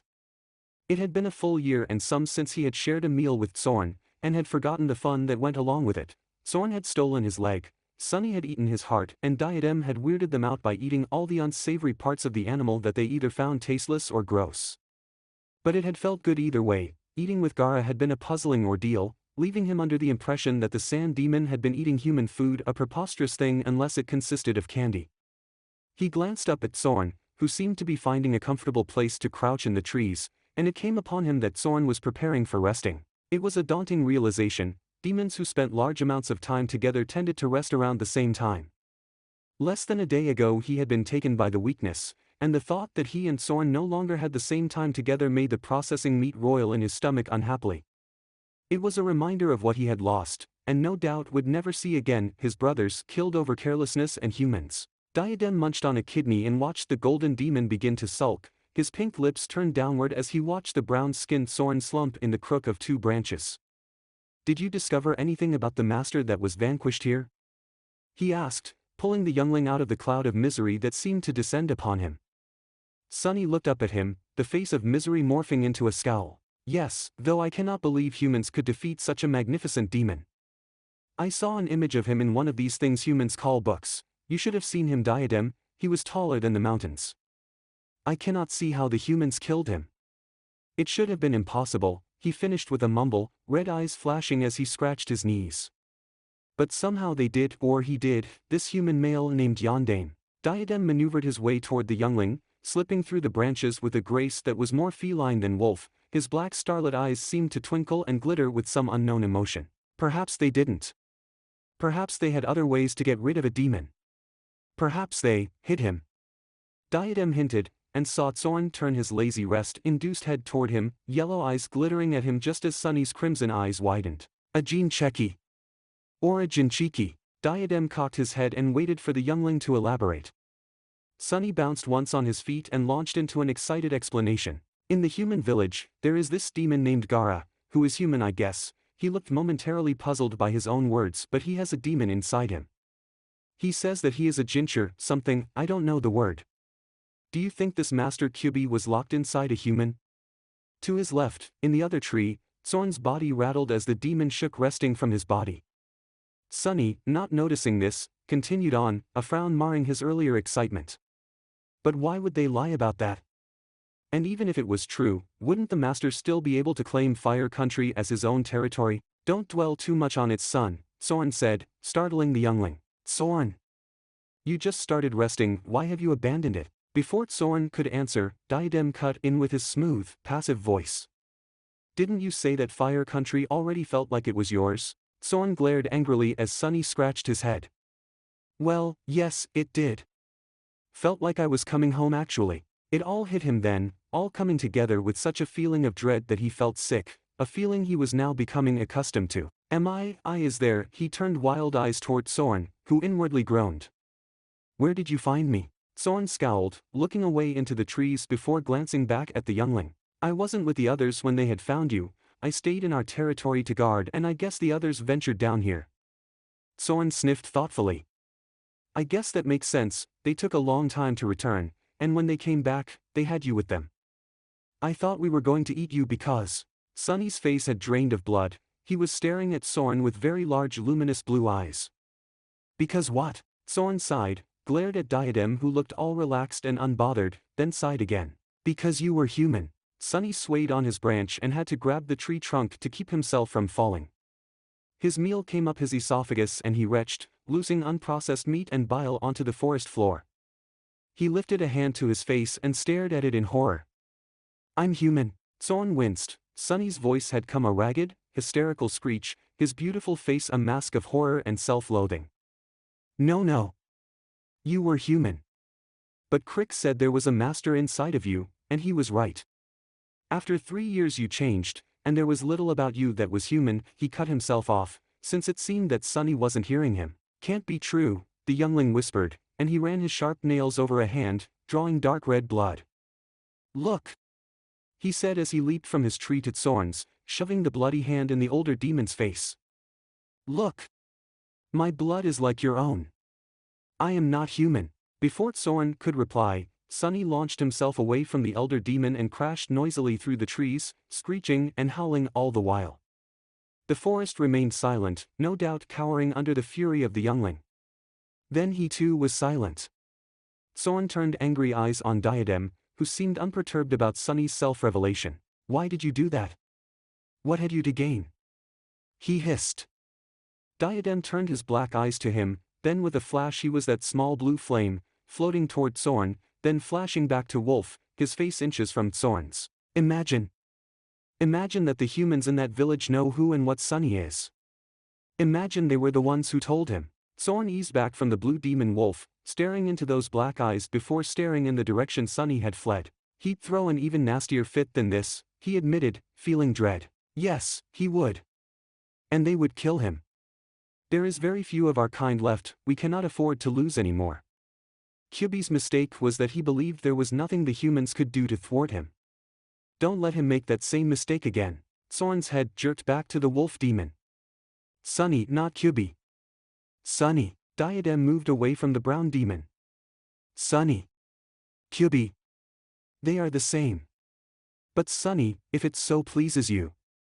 He moved higher up into the tree. And why has a master such as yourself taken interest in us? He asked brazenly. Diadem glanced down at him.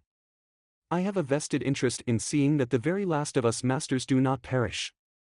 Can you blame me? Diadem disappeared into the trees, and Soren settled himself down on the branch, hoping he could relax enough to call resting back to him, lest it pop up when he was in trouble.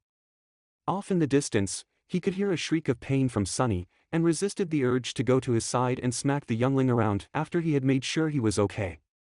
But he supposed that it would be more wise to leave Sunny be, and let the youngling figure things out for himself, even if he did feel like strangling the thing. There was a variety of emotions running through his head, some too complicated to put a name to, so he concentrated on the ones that stood out the most. He was disgusted and he felt betrayed. Sunny stared at his muddled reflection and could only feel such disgust for what he was, a human turned demon. He sneered at his face, remembering that time he had asked Ka why he was different from them. He had gotten such a simple answer, that he'd simply been found with a human, but Taka apparently forgot the part where he was a human. Sunny slammed a fist into the puddle and suppressed another howl. No wonder they had called him Uzumaki Naruto, and of course there were all those pictures of him when he was a small youngling with the Hokage. Sunny the human. Sunny's eyes filled up with tears, and he saw that they were blue again, no doubt a human color. More rage blew through him, along with despair, and caught up in the emotion, he clawed at his eyes, shrieking at the pain, but not really caring. Though it was so great that he could change the color of his eyes to fool the humans, but now it only seemed a damning thing. Hot blood coursed down his cheeks as his damaged and torn eyes began to heal themselves. Sunny moved away from the puddle and sat in the dirt, examining his stomach as his vision returned, searching for the spot where he imagined the fox demon Kyubi had been placed. His skin was the familiar soft golden color that he was used to, but on inspection noticed a smudge just below and to the left of his navel. Sunny rubbed at the spot, thinking it was a smudge of dirt, but it remained. A loud cawing caught his attention, and his head jerked up, crimson eyes locking into those of a crow. The bird cocked its head to the side and gave another caw. Sunny wiped his face, smearing blood that hadn't dried across his arm, and eyed the bird. Crows were territorial, clever, and had more balls than they should, and he watched as several of them landed in the surrounding trees. While most birds usually fled the area, crows had been known to attack demons at one time or another, especially if they had a nest nearby. Sunny allowed his chakra to flow under the earth just below the tree where the bird was, and then with his chakra hands burst from the ground and grabbed the bird. Bringing it to him, he sneered at the sound of burning flesh even as the other crows began a cacophony of noise, angrily batting their wings. One crow even flew down towards him, but he snatched it out the air with his right hand and twisted its small head off its body. Leaning his head back, he then squeezed the bird and let its blood pour into his mouth. The birds all but screamed their rage, but they could not be as angry as he was. Lowering head back, he plucked the feathers from the lifeless and now bloodless body, then tossed it aside as he removed the colorful feathers from his own head. Black feathers would do for now, they matched his mood. Natsu rubbed his back for what he hoped was the last time as he and the other surviving genin were led to where he hoped the finals would be. He still couldn't believe that they had made it out of that forest alive, especially after that skirmish with that strange grass nin that had bitten Sasuke. Natsu glanced at Sasuke, the other boy's face was paler than usual, lips drawn tight. His blue shirt hid the part where his neck had been bitten, but he knew there was that strange tattoo there, and he imagined that either he or Sakura would be telling Kakashi-sensei, probably Sakura, judging by the level of worried looks she was casting the Uchiha's way. Natsu himself had survived the forest with cuts, bruises, and a subtle layer of dirt from being tossed about. And yet there was more to come. Natsu grimaced as they were led into a room where several jounin, senseis, and the Hokage stood waiting for them. Natsu frowned, he'd assumed the finals would be held somewhere there would be seats, for an audience. He glanced around and noticed that several other tired, or dirted genin looked similarly confused. Within the next moment, his confusion faded when the Hokage announced that too many candidates had called for a preliminary round to drop the numbers. This had amused him, until Kabuto dropped out, shocking his teammates. Sasuke had looked disgusted, Sakura sad and nervous, but Natsu was alarmed. Kabuto claimed that he had reached his limit, but it seemed to him that the genin was in good repair, he did not limp nor seemed like he suffered from a lack of chakra. Did the silver-haired genin know something? Natsu glanced around at his opponents. Well, he couldn't imagine that the exam would get any easier. They all headed up the stairs as the Hokage settled down in a chair across the floor upon a dais, and to Natsu's eye, the old man, who was often perfectly composed, seemed distracted. His dark eyes tended to wander toward the door and a look of worry would flash in his eyes. It was all very daunting. Sasuke was to fight first, and his opponent was a fellow Leaf Nin, though Akado Yoroi was clearly several years removed from them. He wore a black veil over the bottom half of his face, while his eyes were covered by two black lenses. The fight wasn't going well, which wasn't much to Natsu's surprise. Even though he had broken that Sound Nin's arm and had exuded superior chakra, that bite mark seemed to pain the Uchiha. Akado had been in the process of pulling chakra from Sasuke while he gripped his head, when Sasuke managed a rather vicious kick to the man's chin, knocking him out. It hadn't been a very flashy move, but as Sasuke limped over to them, Natsu couldn't help but feel proud. Ah, Sasuke, Kakashi-sensei's lazy voice assailed them, and Natsu jumped to see Kakashi standing next to Sakura, whose face looked pink with guilt. Ah, yes, she had told Kakashi. Sasuke glared at her a moment before he looked up at the masked sensei. Kakashi made a lazy beckon and Sasuke followed, but not before he glanced over at Natsu and said rather stoically, "You'd better win." Natsu smiled cheerfully in reply, braced himself as Kakashi ruffled his hair as he passed, and as he turned noticed Sabaku Gaara watching Sasuke with cold green eyes. Gaara looked at him, and Natsu graced him with a weak smile before turning forward, but seeing Gaara reminded him of Sunny. He wondered what the blonde had been doing these last 3 days. After sulking for 2 days, Sunny remembered that the Preli something was supposed to be taking place, and decided to go back to the village. He was too ashamed to see Tsoren or Diadem, so he simply headed back without saying anything to them. Returning to the village was tricky. He noticed that there were more human ninja patrolling the walls, and the gates were closed. His eyes narrowed as he watched the humans from his perch in the trees, and could barely hold back a new wave of loathing he felt for them. The thought that he was, or had been one of them was almost too much for him to handle. Of course there was also the idea that they had defeated Kyubi no him. He couldn't see how that was possible. No doubt Hidden Leaf had a secret jutsu powerful enough to seal up a master. Despite the grisly revelation, he was still determined to learn all the jutsu he could and kill the humans that had killed Crick, Tka, and Spate. Sunny hummed the lure gently, slowly attracting the human ninja closest to him. He watched as the pupils in the human's green eyes dilated, and the muscles in his face relaxing. Sunny glanced at the other humans, saw that they were looking in other directions, and took a leap from the trees onto the wall, then dropped down into the village, all while managing to hum the lure to keep the human in a trance. He stopped humming quickly as he landed, glancing back to see the human shake his head in a daze, and frowning at the trees, looking in the wrong direction. Sunny ran into the cover of the dwellings and headed for the tower. However, as he passed near the building he had said goodbye to Natsu and Gaara, he noticed two things. 1. He could hear fighting from inside the building, spurts of chakra here and there, so that he had stopped to stare in interest. The second thing happened as he stood there. He watched in curiosity as the snake human, looking more like himself this time, walked down the hallway and disappeared into a door. Sunny tilted his head in fascination. The snake human walked with such grace and power, he could not help but to be attracted.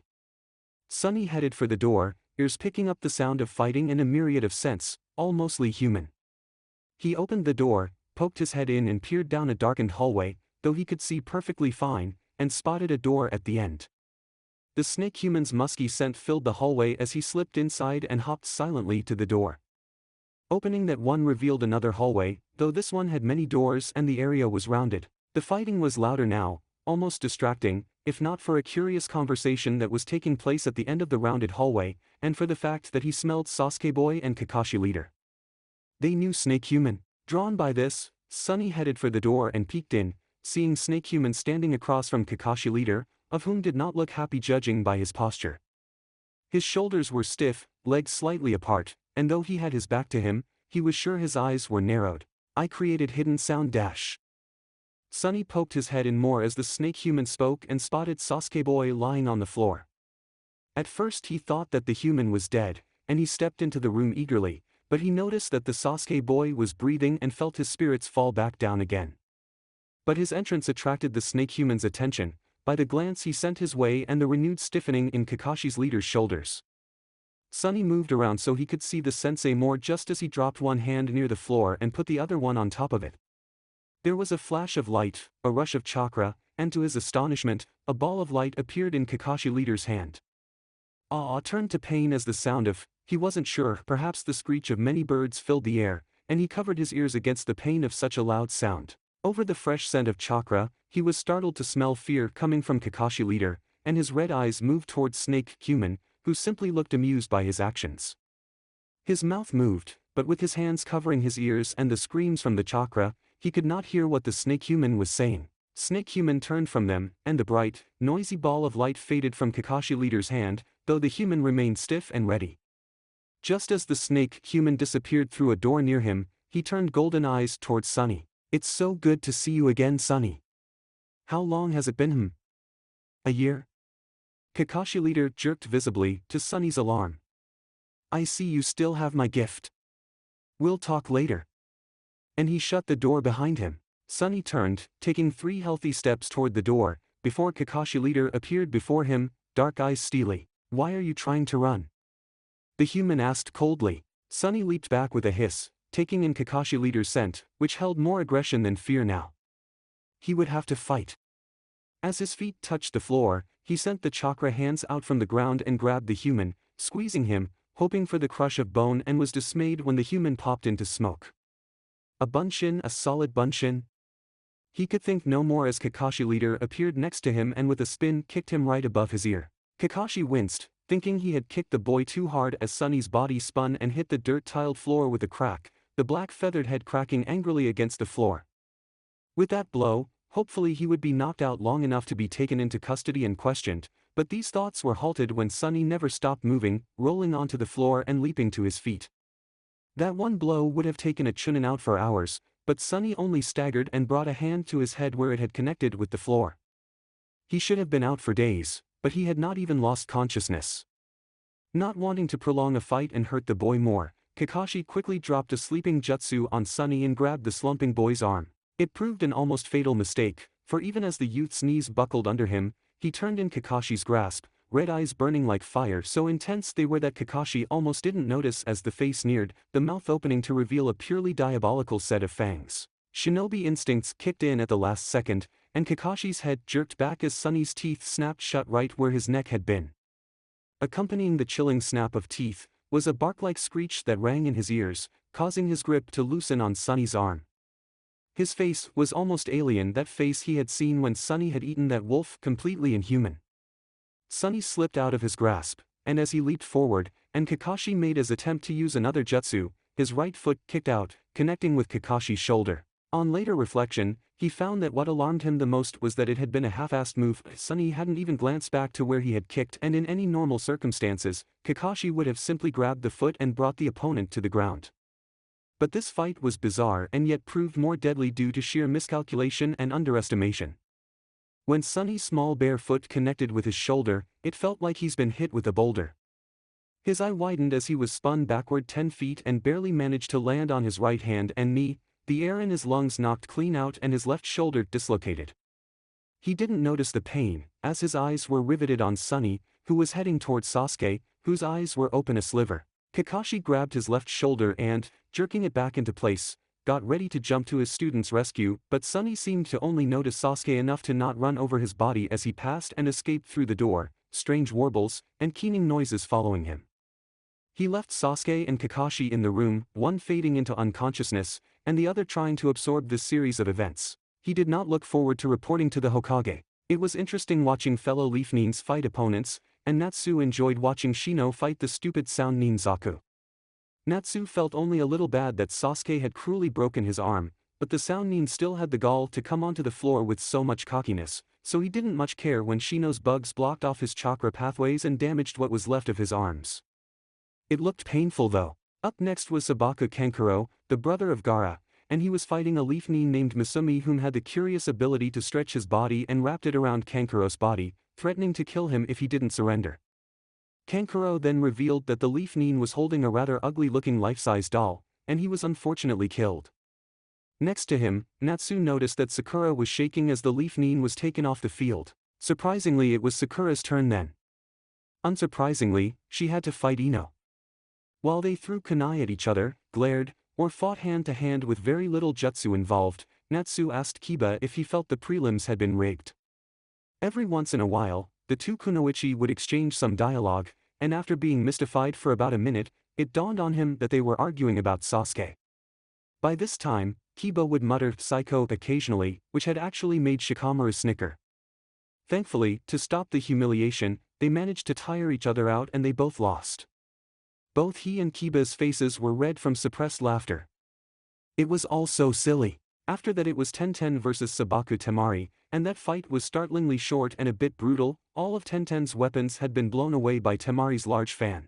Just as she was being removed from the floor, Natsu blinked in surprise as Sunny slipped through a door on their far right, gliding along the edge of the floor and up the stairs. He was still wearing the same white shirt and brown pants, causing Natsu to worry that he hadn't been given more clothing. What was different though, were the black feathers littered throughout Sunny's blonde hair, the pinched look and dark blue eyes. Beside him, Kiba stiffened and watched out of the corner of his eye as the monster approached, passing by the almost equally creepy Gaara of the sand. Sunny looked at Gaara as he passed, their eyes connecting, as he walked up to Natsu. Just as he arrived, the strangely sick proctor called up Shikamaru and the sound Nin-kin to the floor. Natsu saw Sunny glance at Kiba in annoyance just as he wrapped his arms around Natsu, astonishing both him and Kiba. Nearby Hinata blushed as Sunny rubbed his face and hair along the side of Natsu's face. Natsu went red from shock, the scent of peppermint clouding his nose. Then he was released, and Sunny descended the stairs on the left, trailed around the floor until he was approaching the Hokage. Natsu managed to get over his embarrassment enough to notice that the Hokage looked visibly relieved. Had he been worried about Sunny this whole time? I didn't know you swung that way. Ino's voice came from behind him, and Natsu grimaced as he turned to her. I don't. Sunny's from Earth Country, I think that's a greeting between friends, at least, he hoped it was. Ino raised a thinned brow and grinned at him. Natsu sighed and turned back to the fight that was about to start. Noticing that Sunny was crouching on the floor next to the Hokage, he still seemed unhappy about something. Did something bad happen to him? The fight between Shikamaru and Kin was interesting. The kunoichi used the sound of bells to trap and confuse Shikamaru, then assailed him with senbon needles. But Shikamaru, being the tactical genius that he was, had been maneuvering to capture her with his shadow possession technique. He moved her backward, then leaned back quickly, causing her to hit her head roughly against the wall. Someone snickered lowly, but Sunny clearly had no inhibitions, and he broke out in clear laughter at the girl, startling everyone. Kin was put on a stretcher and removed from the floor, Sunny's malicious laughter following her out. Kazuya Natsu vs Inuzuka Kiba. The pale, sickly proctor called out. Natsu turned to Kiba and smiled. You two go easy on me, eh? He said jokingly, but Kiba's shoulders were stiff, his face hardened as he stepped onto the floor. Oh boy, Natsu muttered as he followed. I hope he doesn't forget my name as he tries to murder me. The fight started quickly enough. Kiba turned Akamaru into a clone of himself and the two attacked Natsu, who dodged claw-like blows using the Shunshin no Jutsu, enhancing his speed. He noticed that whenever they engaged in close combat, both Kibas would wrinkle their nose and seem to get angrier and a bit more sloppy. It made him wonder if he smelled bad. This continued for a few minutes. Kiba seemed like a different person, it worried him. Kiba, or was it Akamaru? Suddenly got behind him, a swipe of claws that would probably decide the match depending on where it hit, and at that moment Natsu did something he deemed would be silly. Using a Kawamari, he switched places with a bunshin and created several more when he knew that both Kiba and Akamaru would be able to tell which ones were fake simply by his scent. It should have been a waste of chakra except that both Kiba and Akamaru froze for a second long enough to punch one with a chakra-induced fist. The Kiba popped as he hit the floor, revealing that he was Akamaru. Kiba retaliated with a kick to the gut that knocked him back amongst his bunshin, who avoided him lest he reveal which one were merely shadows. They leaped toward Kiba, supposed to be a distraction, but when one Natsu clone leaped for him, Kiba actually made the effort to dodge and retaliate. Regaining his breath, he crowded Kiba with his bunshin and attacked him with kunai. Kiba managed to dodge them, missing one in the shoulder, and reached Natsu. Using the Shunshin technique again, he dodged Kiba's claws and kicked him solidly in the face. Kiba flew back a few feet before hitting the ground near Akamaru. The proctor stepped toward him, looked down at him before announcing, "Winner, Kazuya Natsu." Natsu grimaced, rubbing his back and watching as the medic Nins came with a stretcher. "Will he be all right?" he asked with a concerned frown. The medic glanced up at him with a small smile as they loaded both puppy and human onto the stretcher. "Cuts, bruises, exhaustion, he'll be fine." Natsu nodded and headed back to the other passing genin. The fight with Kiba was a puzzling thing. He didn't know what it was that smelled so bad. He stopped next to Shikamaru and frowned in thought. The shadow bunshin should not have been a problem for Kiba at all, it must be their sense of smell that had worked against them, but he didn't smell that bad. Natsu sniffed his arm, searching for B.O, but all he could smell was dirt and peppermint. He lowered his arm and stared across the floor at Sunny, who was still in the same crouched position, his dark blue eyes focused on some point over their heads. He smelled like Sunny, and Kiba apparently didn't like Sunny. Did he do this on purpose, knowing that it would mess with Kiba and Akamaru's nose? He sniffed his arm again. But still, a little peppermint shouldn't throw a match unless the scent was actually stronger than it really was. Natsu dropped his arm from his face and stared at the floor. Was this cheating then? The real question was, did Sunny do that specifically to thwart Kiba's sense of smell? No, that was impossible. Sunny would have had to know that he was going to fight Kiba. For all they knew, he could have been paired up against Hinata. Hyuga Hinata versus Hyuga Niji. Ok groaned in frustration, scratching his head vigorously. He would simply have to ask. In the meantime, sweet, timid-looking Hinata was going to fight her very unfriendly cousin. What was up with these matches? They must be rigged. Sunny was pleased with the outcome of Natsu's match. The dog-human Kiba was so easy to manipulate. Animals never liked the scent of demons, and he imagined his own scent must have been driving the human Kiba nuts, not to mention his dog. Sunny once again glanced at the doors that surrounded the room, wondering when Kakashi leader would show up. Common sense told him to head for the forest, but he wasn't sure if they would follow him. What if they caught up to Zorn and Diadem? It was a daunting thought. The sound of slapping flesh came to his ears, and he glanced down to see that human female with the pretty eyes fighting a male human with the same type of eyes. They must be related, he thought, and watched as they used the same moves on each other. This type of fighting was fascinating, it held much grace and form, and he could sense that each hit was aimed for a certain place, though often enough they were thwarted. It must be because they are pack, he thought with a nod. They really wouldn't want to hurt one another. Except the male did. He hit her in the chest several times, the scent of her blood made him salivate, despite the fact that he was scandalized. The blows to the chest could very well kill the female, but the male didn't seem to care. Natsu did, apparently, judging by the look of outright rage on his face, and that he occasionally shouted encouragement to her. Scanning their faces, he discovered that most of them looked either uncomfortable or pissed. The red-eyed female's lips were drawn in a flat line. The fight was finished when the red-eyed female and the strange human with the coughing ailment jumped in before he could throw another flat-palmed hit to her chest. She was taken away, he was declared the winner. His name was Niji, and the other genin spent the next minute and a half glaring at him, until the next battle was called. Rock Lee vs Sabaka Gaara. That caught his attention, and the green-clad human jumped nimbly down from the stairs, shortly followed by a gust of sand, and Gaara was at the floor. The fight was mind-boggling. This human, Rock Lee, was amazing.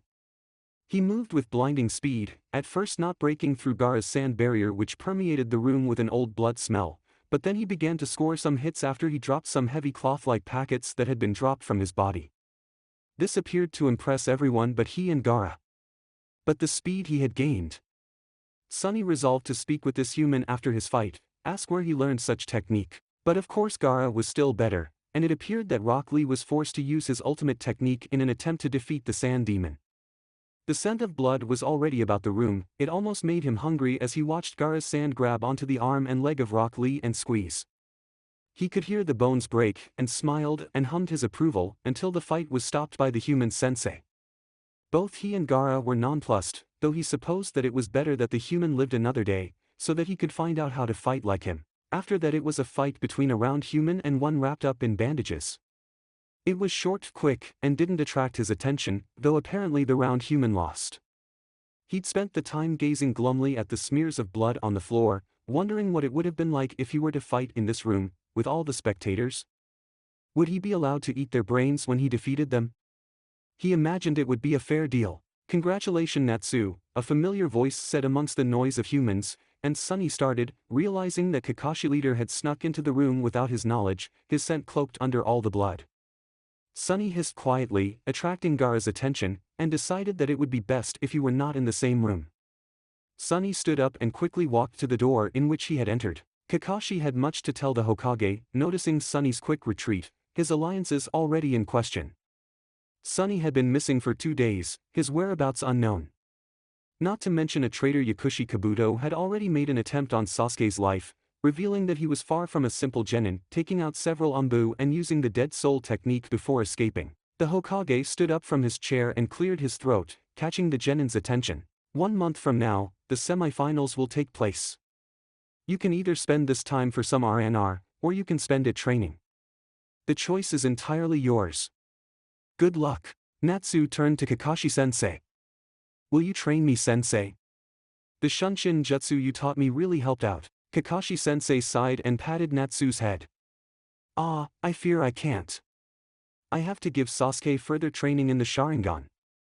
Natsu nodded, unsurprised that the Sharingan needed further training.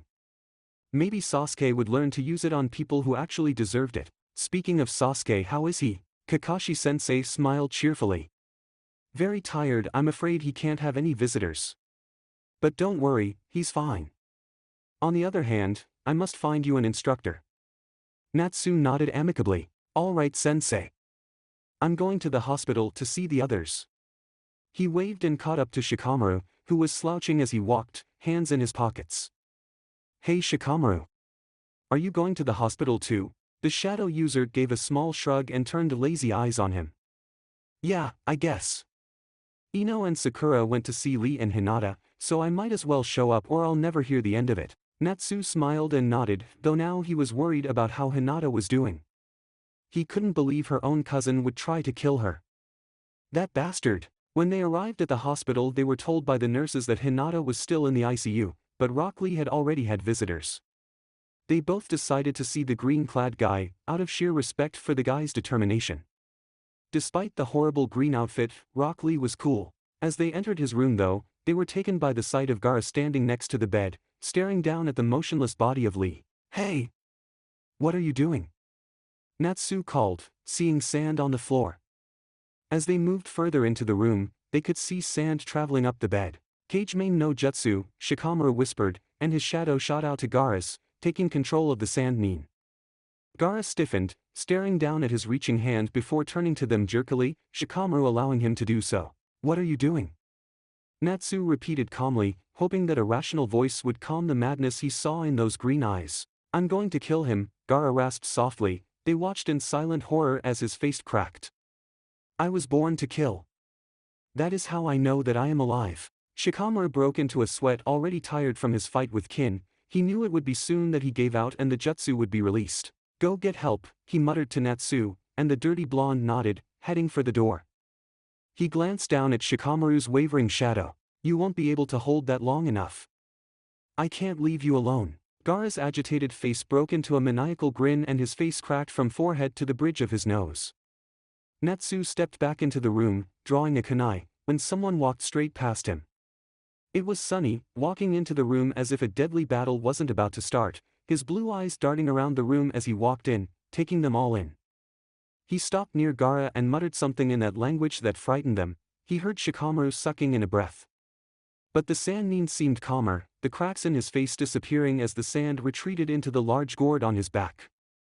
Shikamaru released the jutsu and Gaara left the room almost passively, leaving the four of them. Sunny stood before Rock Lee's bed, staring down at him, locked in that strange stillness that Natsu had seen him do. The scent of peppermint came his way, reminding him of his match. Hey Sunny. How come you marked me with your scent before I fought Kiba? Shikamaru gave him a funny look which he ignored in favor of staring intently at Sunny. Sunny shrugged, the movement startling them since he had been so still. What? I cannot help out a friend. His accent was heavy, and his voice was laced with agitation and misery. Natsu peered at the blonde, noticing that he was different from 3 days ago. There was a downward tilt to his lips, his eyes were a darker blue than he remembered, and the black feathers in his hair seemed to add to the feeling of melancholy about him. Sunny? Are you all right? Natsu took a step toward him. Sunny lifted his gaze from Rock Lee and smiled wanly. He patted Natsu's shoulder then glided out of the room, his feet making not a noise on the carpeted floor. Who is he? Shikamaru asked calmly as he stood over Rock Lee and examined him for any visible wound he may have gotten from Gaara in the last 15 minutes. Natsu opened his mouth, to say, he didn't know what. In truth, he really didn't know anything about Sunny at all. The village walls were being even more patrolled now, to Sunny's chagrin, and he wished he hadn't come back to the village today. He moved from the dwellings and slipped into an alley. He called to Zorn and Diadem, told them that it wasn't safe here, to stay in the forest and to avoid any humans. He would return when it was safe. If it would ever be safe. When you are given the signal, then you can attack. Baki was saying, his one eye intently on Gaara who was staring at the wall in disinterest. A howl came, words and Gaara turned to the window, feeling excitement course through his veins. I can't come to you, it isn't safe. Stay away from the humans, I will return when it is safe. Gaara blinked in confusion. He wasn't in the forest, but whom else could Sunny be talking to? Gaara dug a hand into his pocket even as the answer came to him and pulled out a peppermint candy, popping it into his mouth. No one had ever given him candy before. His green eyes traveled toward the forest, where no doubt others of his kind hid. Gaara was excited. Kiba jerked awake from a snore as he heard Akamaru whimper on his chest. Was it boy? He slurred as sleep began to descend again. Akamaru whimpered again, and this time his reply pulled Inuzuka from his daze. More danger. Apparently from that monster kid Sunny. It made him sick seeing that creature play nice with Natsu as if they were buddies. His scent had been all over Natsu during the fight, the stink of him burning their noses, throwing the fight in Natsu's favor, and the poor guy hadn't the slightest clue.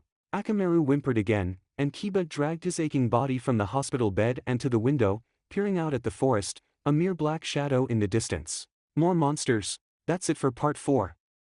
Thank you for watching and see you in the next video.